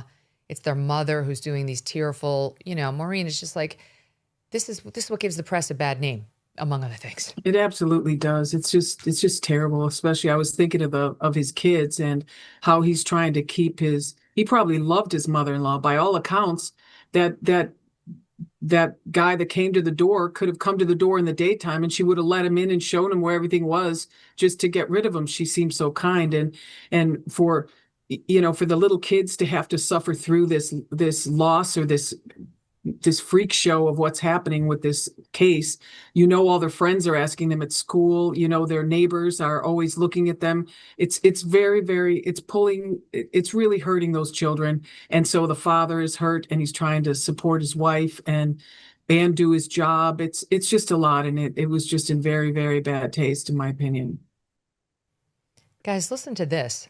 As we're discussing the possibility, the sheriff's statement of targeted kidnapping and the possibility that somebody understanding, I mean, it could have just been about Nancy Guthrie, but the odds are it had something to do with the rich daughter. I mean, I think that's probably the smarter bet. Fox News reporting, this is the headline: internet user, they don't know who, searched for Nancy Guthrie's address and daughter's salary before Today host's mother vanished. This is literally breaking after the discussion we just had. It's crazy. I don't know how you can tell this. Fox News is citing Google Trends. An internet user appears to have searched for Nancy Guthrie's home address in the weeks prior to her suspected abduction, Google Trends shows. Last week, the FBI released a description of the individual seen. They're talking about the guy, 5'9", 5'10", with the Ozark Trail hiker backpack. Other identifying items. Hold on, read more. Fox News Digital has learned that mysterious Google searches for Nancy's address and Savannah's salary occurred before her disappearance. Google Trends records show there was one search for Guthrie's address in the Catalina foothills between June 21st and June 28th, 2025 by someone in Arizona. They can tell you exactly where the search came from. The address was searched again once on January 11th, 2026. That's one of the dates that the sheriff's office is asking people to check their Ring cameras for. This is getting creepy. The January 11th date also surfaced in a message on the Ring camera app. Yeah, he's this guy's in my head. Let's see. A Pima County Sheriff's Department captain replied to the post asking users to look for the verified post. Okay, The man questioned. Hold on, sorry, I'm reading live. Where's the part about him searching pre-offense behavior? We talked about this week. Yep. Yeah. Wait, stand by. My crack producers texted it to me. They can read faster than I can. There were two separate. Which one is it, Debbie? Is it which text? You have three from you here. There were also two separate Google image searches for Nancy's address in Arizona. One, again, sometime between March 1st and 8th, 2025. Oh, Google image searches, guys. Google image searches, in addition to just typing in the Google search bar. Okay, also two separate Google image searches for Nancy's address in Arizona. One was sometime between March 1st and 8th, 2025. The other was between November 30th and December 1st, 2025, specifically looking for images or a map of the home. In addition to the address, in the days leading up to Nancy's disappearance,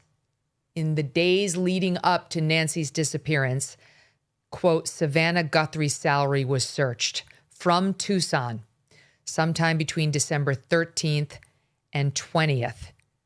For comparison, CNN anchor Anderson Cooper, who grew up in New York City, generated one search for Anderson Cooper's salary in the New York City area between March 29th and April 5th. Fox News' Sean Hannity also grew up in New York, and Sean Hannity's salary was searched once between May 3rd and 10th, 2025. Whoa. What do you make of this?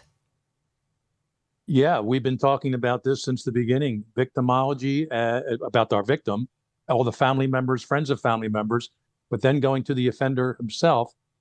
What were they doing in the weeks, if not months, beforehand? One of them is obsessive, internet interest and usage, and who's looking up the parties here involved in this particular case. And of course, that includes starting to buy materials, backpacks, ropes, all these things, the Uncle Mike holster, whatever's in there. But it's no surprise to me at all, as we said earlier, and my partner and I are going to put out on our Cold Red podcast later today, the full profile of this person. The pre-offense behavior includes this type of activity. And if anyone knows the person, and their computer has those images locked in there somehow, or a search history, that's a person we're going to talk to, and the tip line should be called. Yes. What do you think, Will? Well, I think this is an absolute treasure trove. I mean, as Fitz said, this is the advanced reconnaissance. This is the research that's done in advance on a potential prospect. So I think there's going to be some reverse engineering against the IP address, which Google no doubt will be able to attribute to those searches, to actually see any other history, any other IP-associated data searches that have been undertaken throughout this period from 2025 right up until, obviously, the date of the incident itself. So yeah, this is a very useful bit of a lead that can be now hunted through, and with Google's assistance, that they could be obviously warranted or subpoenaed to assist them on this. And ultimately, this is the sort of thing that Google would love to, no doubt, to be able to assist them with. I mean, so you've got, I'm just trying to go through the timeline here. So you've got November 30, between November 30th and December 1st, someone searched for an image of Nancy's home. On January 11th, someone searched for Nancy's address and had also searched on June 21st, between the 21st and the 28th. So in the summer of 25, they searched for Nancy's address. Then again, 2 weeks before the kidnapping. On March 1st and 8th, between March 1st and 8th, they searched for images of Nancy's home. And then again on November 30th and December 1st. Again, now we're coming up to within 2 months of the kidnapping. Yeah. And then on December 13th, between December 13th and December 20th, somebody searched for Savannah's salary. Now, I will say this, as a news person, they often search for your salary. Right. Like, I've seen that, because there's all sorts of speculation online about what my salary is, what all news persons' salaries are. By the way, they're like incredibly off, like so off every time. They never get it. There's a whole video on YouTube about my lavish lifestyle. I'm like, oh, let's see. What do they have? Like, literally nothing in there is mine. Not the house, not the car, like nothing. I'm like, okay. It's all fake, but it's good they're getting them wrong. It's good they're getting it wrong.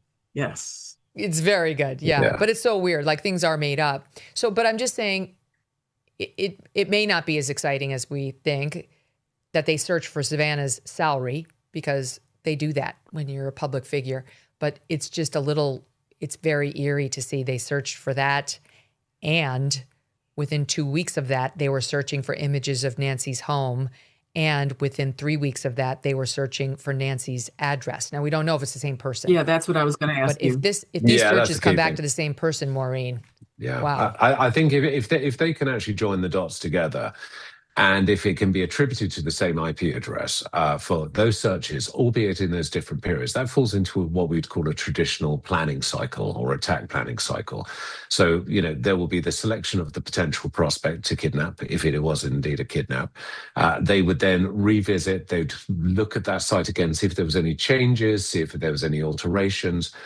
Certainly but I wouldn't have discounted, which is why all these Ring and Nest cameras of neighbors is going to be so essential, to see if there's any repeated behavior. I mean, in the small area that she lives in, Nancy lives in, there will be a very easy pattern of the vehicles associated to the residents in that area. Any other vehicles other than delivery vehicles, if they're privately owned, will be very easy to identify, whether they be, vans, trucks, whatever it might be. Especially at 1 o'clock in the morning. Why? Yes. Why would they be, and I don't know, in what I just quickly read, they didn't source this to law enforcement. So it's possible, they say Fox News has learned. Okay, so it is sourced to law enforcement, because there's nobody else who's calling Fox to tell them that they did this. They learned this. It's probably part of that public-private. Law enforcement, why would law enforcement want us to know this? Well, first of all, it's a big lead. Secondly, they're not driving by this house in June and on these other dates well in advance of the abduction with masks on or at nighttime. So, I mean, I just think it would be fantastic if one of these clowns got a ticket on one of the speeding cameras, because the speeding cameras don't record. but they do take your photo when you're driving through and that light goes off. And boy, wouldn't that be a bonanza of a tip. Or a Tesla camera, or the neighbor. Maybe that's what they're doing with the neighbor's Ring cam. Maybe it's not even about they already checked that one perhaps for the night she disappeared. Maybe they're going back to see whether anybody did a drive-by the daylight on any of these dates. Exactly. Daylight stuff. Which they still should have done weeks ago, but that's okay. Yeah. But that's so eerie, you guys. That is very eerie to me, that like they've got somebody searching. I mean, as I say, it's not unusual to search for a public figure's salary. To search for the location of a public figure's mother's home, like to search for an image. Now, maybe somebody's visiting her. I don't know. It's like, that's not how you figure out where somebody lives, though. Like if I'm going over, this happens all the time as a parent. Your kid's got a play date with a family you don't know. You text the other mom. You like, who the hell enters like Google for like Joe Schmo's house that I've got to go to? That's not, and then image search on top of it. Predators. Well, it becomes unusual when a person is kidnapped or abducted, whatever we're going to call it. Then you reverse engineer it. Then it becomes something highly valuable, potentially highly valuable. You're right. Otherwise, if no crime ever happens, it's no big deal. But if something bad does happen, that's when, in fact, it has to take on importance. And the investigators are, in fact, looking at that. And hopefully, we just got this information in the last, half hour. I assume people have been on this for days now, if not even longer. That it is just eerie. That new information is eerie. It's eerie, and but promising. It excites. I would say Fitz and I are both, and I'm sure Will. This is exciting news for us. Yeah. Because way back then they weren't masking everything the way they would days before. So this is brilliant. And there's going to be days in between. A very smart thing to ask, right, Maureen? Like, what a smart lead for somebody to pursue. Like, let's see if somebody searched these two things. That was a clever idea by some law enforcement officer. Well, it's what you write in your subpoenas, any and all information related to this address and everything like that. But it also takes the detective having a conversation with the analyst, unless the FBI people are in there, which I believe that they are, and say, hey, what else can we check? Is there anything else? Show me what else your systems can do. And you sit there and you go through it. And then they're like, well, there's the thing that tells you how many people have looked at it, or, so it's these relationships that are built over years, and these relationships that we develop sometimes very quickly because of evolving situations, that we're able to come up with this stuff. So this is a proud moment. I'm very happy. I'm very happy for the team for this, because this is exciting stuff. Yes. And I was just going to say, where I was going to take us next was we need a new lead, because what the sheriff revealed and what's been revealed through just reporting by various outlets is the gun search. You know how they went to the gun stores and had the 40 pictures and the 40 names? That reportedly came up empty.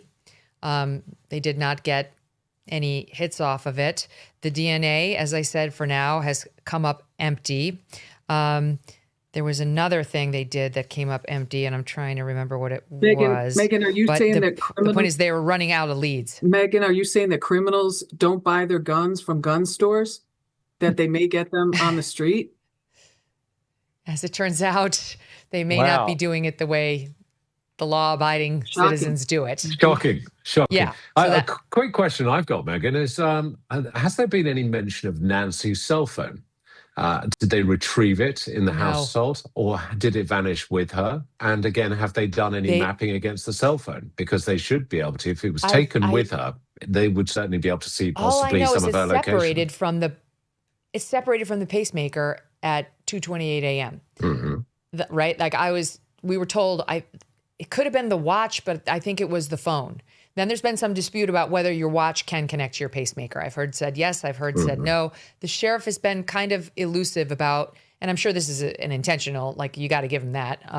He can't give us everything. Like they do have to keep some details private. So when they catch this perp, they can manipulate him into confessing and sort of dangle things in front of him, however you guys do it. But my point is simply, I still to this day remain unclear on whether it was the pacemaker disconnected from the phone or the Apple Watch. And I'm also unclear on whether, because when she first went missing and they were trying to say like, Savannah's mom is missing. And it was like, oh, she probably wandered off, you know, and they were like, no. Her keys are back here. Her purse is back here. Her phone is back here. And they did say phone at some point, but I'm not sure. I'm just not sure. He has not given us some big specific phone mapping piece of detail. I imagine if Nancy Guthrie had her phone with her, we'd know by now. They'd probably have her by now, right? It's like they'd have her. Exactly. So I got to guess she had neither her phone nor her. Because even when it's watch turned with her. off, it's gonna ping. one of the things I would certainly want to look at is her call records as well. And because that could be quite indicative or certainly illustrate any kind of pattern of behavior in terms of any calls that have been received, any calls that she may have returned, that whether they were dropped calls, because even if you have a caller no ID call come into your cell phone, the network will still know what number dialed that. Can I ask Fitz a quick question? Yeah. Fitz, what are your thoughts on one of Harry Levin's many letters? He can publish a book when this is done, but what are your thoughts on that last letter that said that she was seen in Mexico with people or whatever? Do you think that could have just been a redirection, like to try to pull the attention away from Tucson and put it, well into Just Mexico? to remind the audience, this is from the person claiming he knows who the kidnappers are. Yes. That he's not the kidnapper, but he knows who they are. He saw them and that they've got her south of the border. And by the way, there's now an update. There's another note, which I'm going to get to after Fitz answers that question, Maureen. Yeah, it sounds to me as it's a term that I applied for the first time in the Unabomb case. The term is contraindicator. It's against indications. Whoever put that out there, and the reason is obvious, to misdirect the investigation, go against the factors that are actually true. So again, it's something that the investigators will have to look at, but you don't spend a whole lot of time if it's that obvious that she was seen in Mexico like that. Without other substantive information, I would call that a contraindicator, misinformation designed to throw off the investigation. Whether the person doing this is the one who actually committed the crime or is just playing some kind of a very sick game. That's what Jonathan Gilliam was saying yesterday, that we were kind of scoffing at yet another note from somebody who desperately wants our attention. I know who the kidnapper is, and for the low price of a Bitcoin and a half, I'll tell you. And he was saying, don't dismiss it too quickly, because it could be the kidnapper, the actual kidnapper, looking to inject himself into the case in another way. And he said some 20% of perpetrators will do that. Like they want attention, or they want to inject themselves, or maybe they want to throw the bone in a different direction, Fitz, to get people running down to Mexico when that's the last place they should go to look for her. So for that reason, we should look at the Harvey notes at least with one eye. We don't have to be like excited about them, but we should be looking at them. And that brings me to the news that is just coming in. So let me just start with this, okay? This was literally last night. Harvey Levin on Sean Hannity promising the following, SOT 68. We decided that we're not going to say if he sent us any more letters, because if we say we got a letter today and tomorrow you ask me and I say we got a letter tomorrow, and then the next day we say we're not going to talk about it, it tips off the kidnapper. We're essentially saying, well, that's the day he gave us the information. We're just not going to say anything. He can, if he wishes, give us the information. And as we promised, we will pass it on to the FBI. Then there's a record that he supplied that information.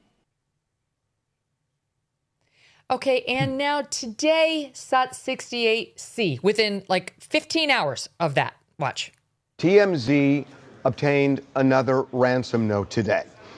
This is a highly sophisticated demand involving a form of crypto, not Bitcoin. Now, it is demanding roughly the same amount as the demand letter we received, shortly after the kidnapping, the $6 million demand. It's not exactly that, but it's close to that. The demand graphically describes the consequences if the demand is not met. It also involves the media, saying that the media essentially becomes a go-between, a trigger, if you will, for getting this ransom money. We have been asked not to be specific about any of that beyond what we've just said. We have forwarded this on to the FBI, and they are looking into it. But you can definitely listen for more on CNN and Fox when Harvey makes his daily appearances later today, where he will be repeating all of the details. Okay, let's put to the side the absurdity of we're not doing it ever again because but here I am again. Oh, something exciting. Look back to me. Should we discuss the substance of this ransom note, which does sound somewhat different from Mr. Give me a Bitcoin and a half?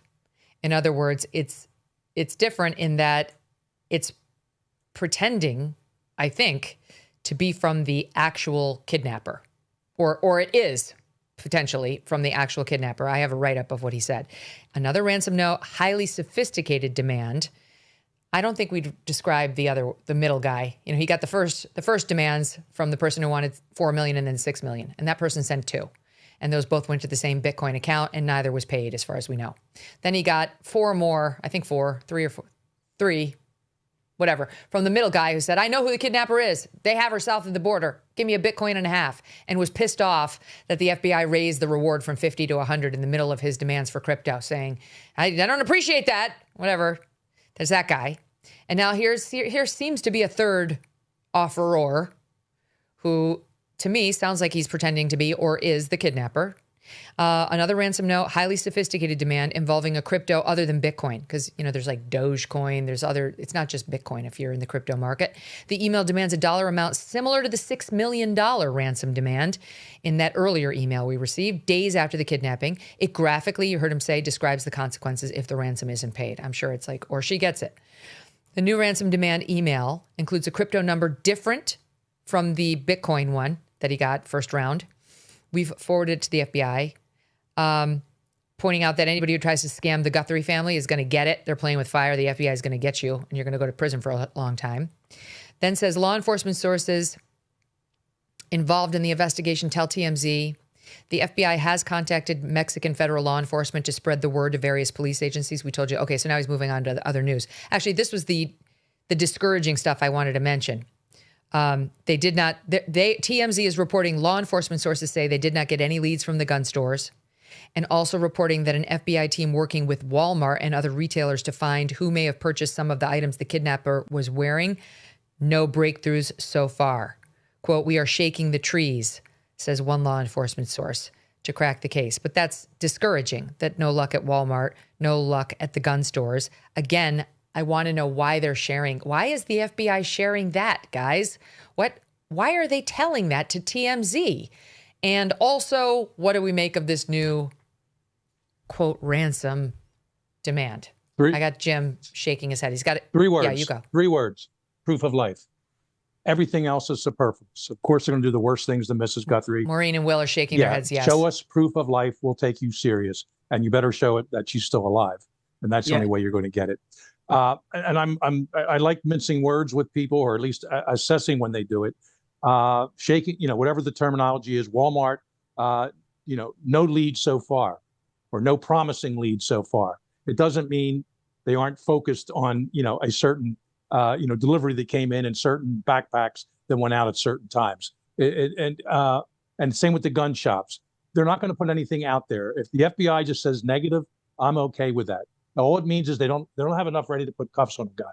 And I've been in, task forces and putting, PR, statements together for the media. And you don't want to lie, but you don't want to don't forget the offender is listening to this stuff too. I'm still not unconvinced that he doesn't listen to your show, Megyn. You have some good people on, and you really hosted well. So he may be listening to this, and we're telling him, what may be happening next, but we're also saying, don't get too comfortable, because the FBI doesn't necessarily, because they're saying something in the negative, doesn't mean something else is happening. So, but show me proof of life for these letters that are coming into Harvey and his other imaginary friends, and we'll see what happens from there. And there's a reason they want. Jim, I know you got to run. Thank you for being here. To be continued tomorrow. Maureen and Will, let's keep going. Go ahead, Maureen. Right. And there's a reason they want the media to be the intermediary, because they won't have law enforcement scrutiny. I mean, if you're sending this to the family and law enforcement right away, or you want to interact with a law enforcement agency, you're going to have to suffer some scrutiny. And the number one thing is exactly what Fitz just said, which is proof of life. We haven't had any proof of life. We're all trying to be optimistic, but it's getting more and more difficult. Show us something. Mm-hmm. Yeah, and the family begged for that, Will, on the first go round when we had those first two letters. I mean, I've seen my fair share of ransom demands, and it's generally going to be a family member who will be contacted in a kidnapping, if it is indeed a kidnapping. And the first thing is, I mean, Harvey's claim of this newest demand, other than obviously it being for an inordinate amount of money, is that it's sophisticated. Nothing in what he shared with us would give me any indication of it being sophisticated whatsoever. A good sophisticated approach will be to utilize a means of presenting, obviously, sufficient evidence, and it is that proof of life, as Maureen and Fitz both said, with that ransom demand, because then that isolates you amongst all the other claimants out there who are trying to chance their arm to say, we're the people you need to listen to, we're the people you need to take seriously, and this is our demand. And from that point forward, the whole thing, the email address, the redirect, doesn't go into TMZ. It goes directly to someone within the negotiation team, whoever it might be. I'm sure within the Bureau or in the private sector, it would be someone within my team or me, myself. And then we continue that communication, and then we manage it from that point forward. But until that proof of life comes in, none of these demands are worth a jot. So the fact that Harvey says they graphically describe the consequences if demands are not met suggests that they're threatening to hurt her, but he doesn't say a word about proving that they have her. Yeah. So what do you think the FBI, Will, is telling the Guthries right now about this? Maureen's probably better placed than me to speak on the FBI's actions, but from a standard negotiation team, they wouldn't be sharing necessarily any more information than we've had this demand and this is our assessment of it.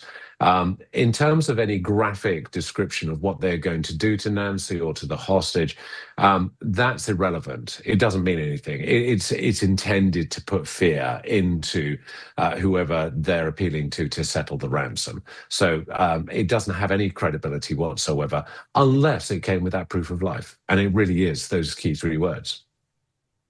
What do you think about that, Maureen? Because after the first demand that went to Harvey that said $4 million by Thursday, $6 million if you wait until Monday, the family did come out 3 times.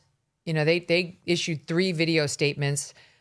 We watched them, the 3 of them, then Cameron by himself, then the 3 of them again, and then even, I can't remember whether it's the Savannah solo video. I think it came out after. But in any event, they put out multiple videos after it, trying to get proof of life, you know, trying to get, like they said, we need to know that you have her. Clearly they didn't get it, and they didn't pay those demands, and the deadlines came and went. And so do you think, if you're law enforcement, if you're FBI right now advising the Guthries, do you say, it looks like somebody new, it's a different kind of crypto, it's a different account, you might consider doing one of the videos? I would say, I mean, these predators have seen the breaking of Savannah Guthrie online and her siblings, but particularly her, especially that last video. And so they're taking advantage of that. But without proof of life, it's just a bunch of puddles on the street. The only thing that's going to raise this above that and make it worth mentioning is the proof of life. I could sit here and talk to you about the consequences of someone finding the perpetrator in this. We're going to do all these horrible things to him, whatever. That means nothing to anybody. You know, they have to come up with proof of life, and they're not able to do that. And we're in the 3rd. But would you tell them to come out and demand it now? I mean, like, because my thinking is this: if you took the first note seriously enough to put the family in front of a camera and make them do what they did, I realize that one didn't pan out. But like, if I'm thinking, if you're FBI, you kind of have to take each one of these somewhat seriously.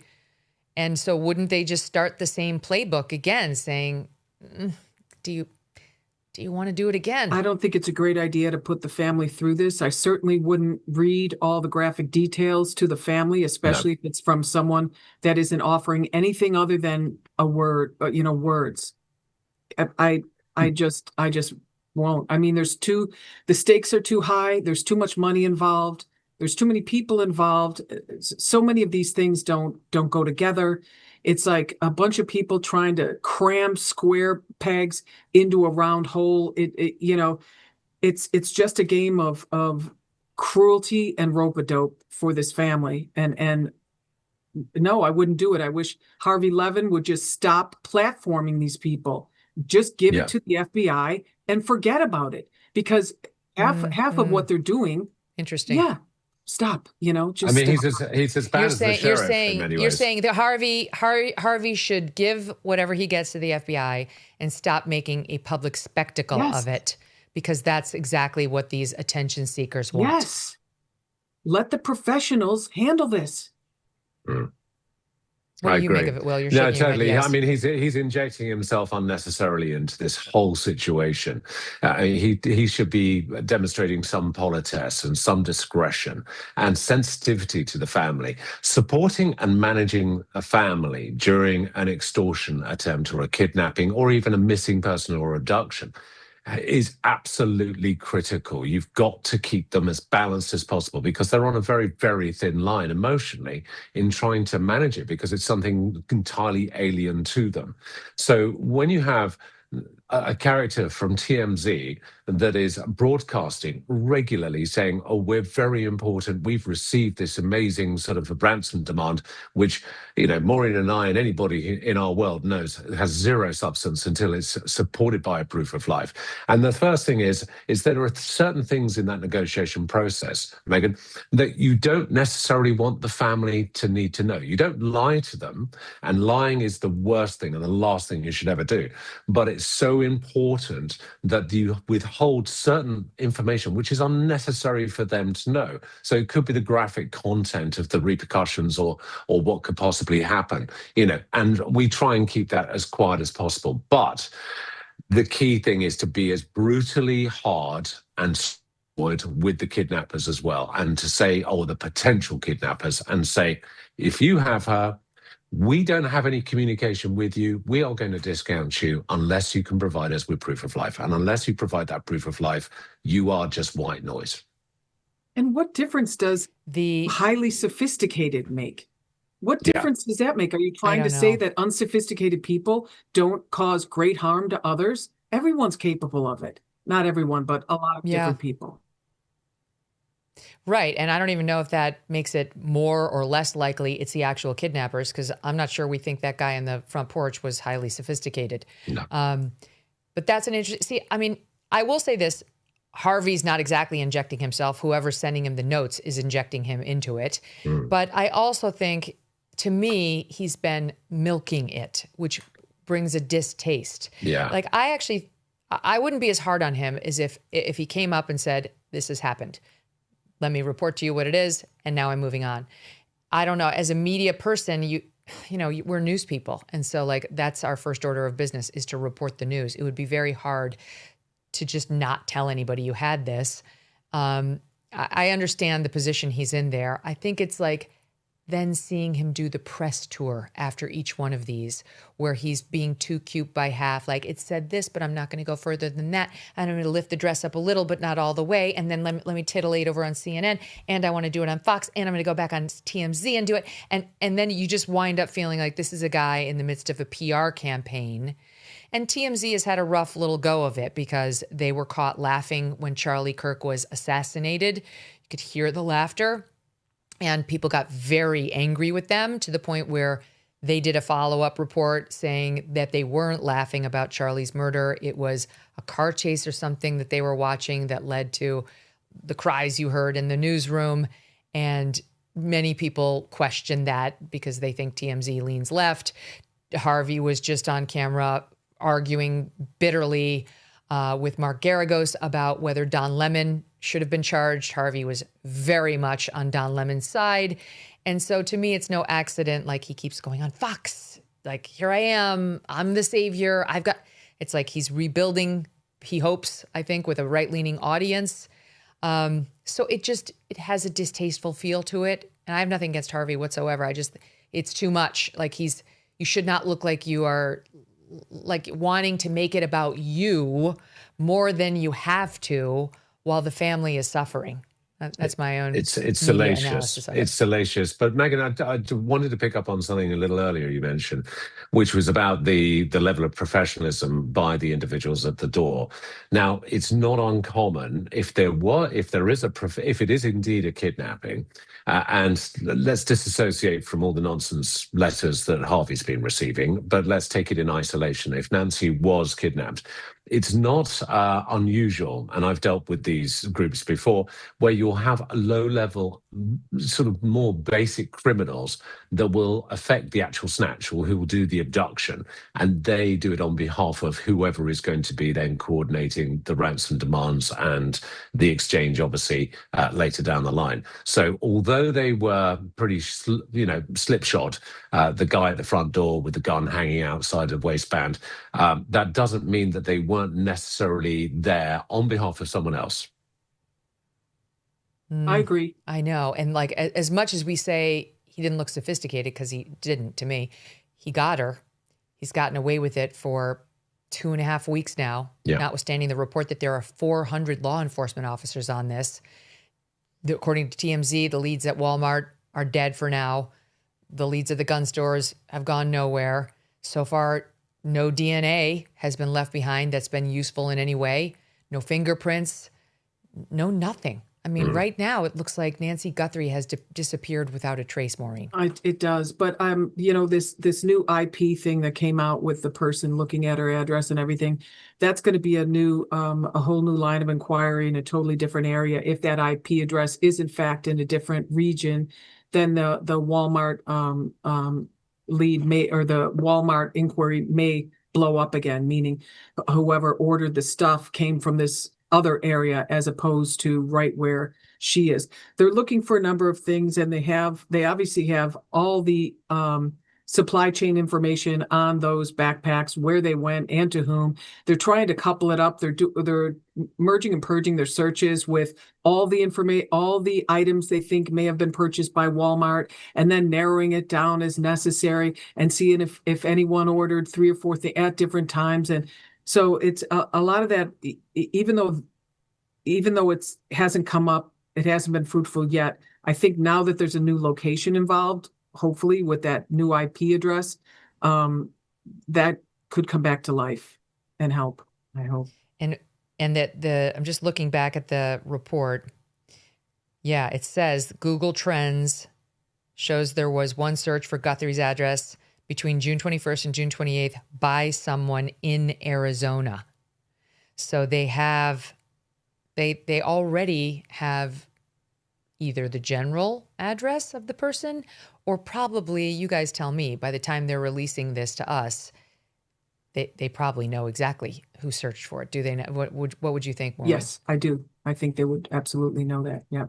And hopefully, when you look at something like that, like what's the location, the next step is going to be what phones are tied to that location. Let's geofence it for, the past 3 weeks or 4 weeks, or let's also do a geofence on that particular day and see who was in that house, what phones were in that house. And let's start looking for those phones around January 11th, anywhere in that area around that Circle K or any place around there. And because they may turn them off, or they may render their phones unable to ping in different ways when they get close to the house, but they probably didn't do it. People can't live with their phones more than 2 miles. They turn them back on. I mean, the accuracy, and, Maureen's absolutely right in terms of the geofence, the accuracy will be very much based on the cell site positions. And if there are sufficient cell site positions around there and cell sites, then they can get the accuracy really down to about sort of 5-10 feet, which is sufficient to be able to determine how many phones were in proximity, obviously, to Nancy and her cell phone. But yeah, the biggest challenge will be, and I hope it leads to something, of the IP addresses for those various different searches, for the images, for the address itself, they all match up. That's going to be key. Well, I'm relieved to hear it doesn't end with, if the person had used a VPN, for example, it could be like coming from Brazil. You know, I mean, it sounds like possibly if it's like from Arizona, possibly the person did not mask themselves at all when they did the search. That's what it sounds like, yes. Well, God, I was just going to ask you something important. Oh, I know. So, Will, it must be said, this is good news for Tomas and the other family members, because they would certainly not need to go searching for Nancy Guthrie's address and would have a ballpark idea of Savannah's salary too. Like, the family would not need to search where Nancy lived. This is support if it's related, and it, you know, we don't know for sure, but if it's related, this is support for the, you know, Savannah stalker or Nancy stalker, Nancy disgruntled employee. I don't know, an employee, again, if there's a landscaper or whomever, they would know where Nancy lives. So, but if this thing is related, this is support for, I guess, the most likely lane is the stalker of Savannah lane. Yeah, one will hope, I mean, for their sake. However, that is unless they're collaborative to it. If there are actors working on behalf of Thomas or the family or someone else that is close to Nancy, then they may very well have double-checked that information, may have done their own searches. I would doubt, unlike a professional outfit, that they would have run sort of clean, what we call clean protocols. So like Maureen was saying about going into the location with their own cell phones, you know, people don't want to be parted from their cell phones. Maureen's absolutely right on that. But a professional outfit wouldn't go anywhere with any ID on them, anything that could identify them, their cell phone technology-wise, you know, even on the vehicle, any GPS that might be there, again, removed. But yes, one would hope it's not connected to the family, but I don't think unlike the sheriff, my jury's still out. Mine too. Mm-hmm. Yeah, mine too. Well, my mind is open. but My mind is open to whatever evidence they come up with. Yeah. Me too. I mean, the one thing I'm convinced of, and it sounds like the sheriff is with me there, and I think you guys agree, is there's no way they accidentally stumbled upon Nancy Guthrie, Savannah's mom. That didn't happen. No. I agree with him, targeted. Either targeted because they wanted to get rid of her, or targeted because they wanted to steal her and hijack the family for a bunch of millions. But she was chosen for a reason, either a sick and tired family member, or somebody who wanted to inherit, or somebody who wanted to extort millions of dollars out of the Guthries. So I feel like the circle's getting smaller. It's getting a little smaller by the second. Again, undermining burglary. So that reporter really seems to have gotten it wrong, at least so it seems today. All right, that's all we're going to do today. That was a lot. Every day we get together, it seems like something happens and the investigation takes another turn. Thank you for helping us navigate it, you two. We appreciate it. Megyn. Will, Maureen, see you tomorrow, I'm sure. Thank you. Okay. And thanks to all of you. Here we are 4 hours later. 2 hours. Did we do a show on Epstein? I think we did. I vaguely recall it. It happened many hours ago. We're going to go have some lunch. It's almost dinner time now. And thank you so much to all of you for listening and making the show possible.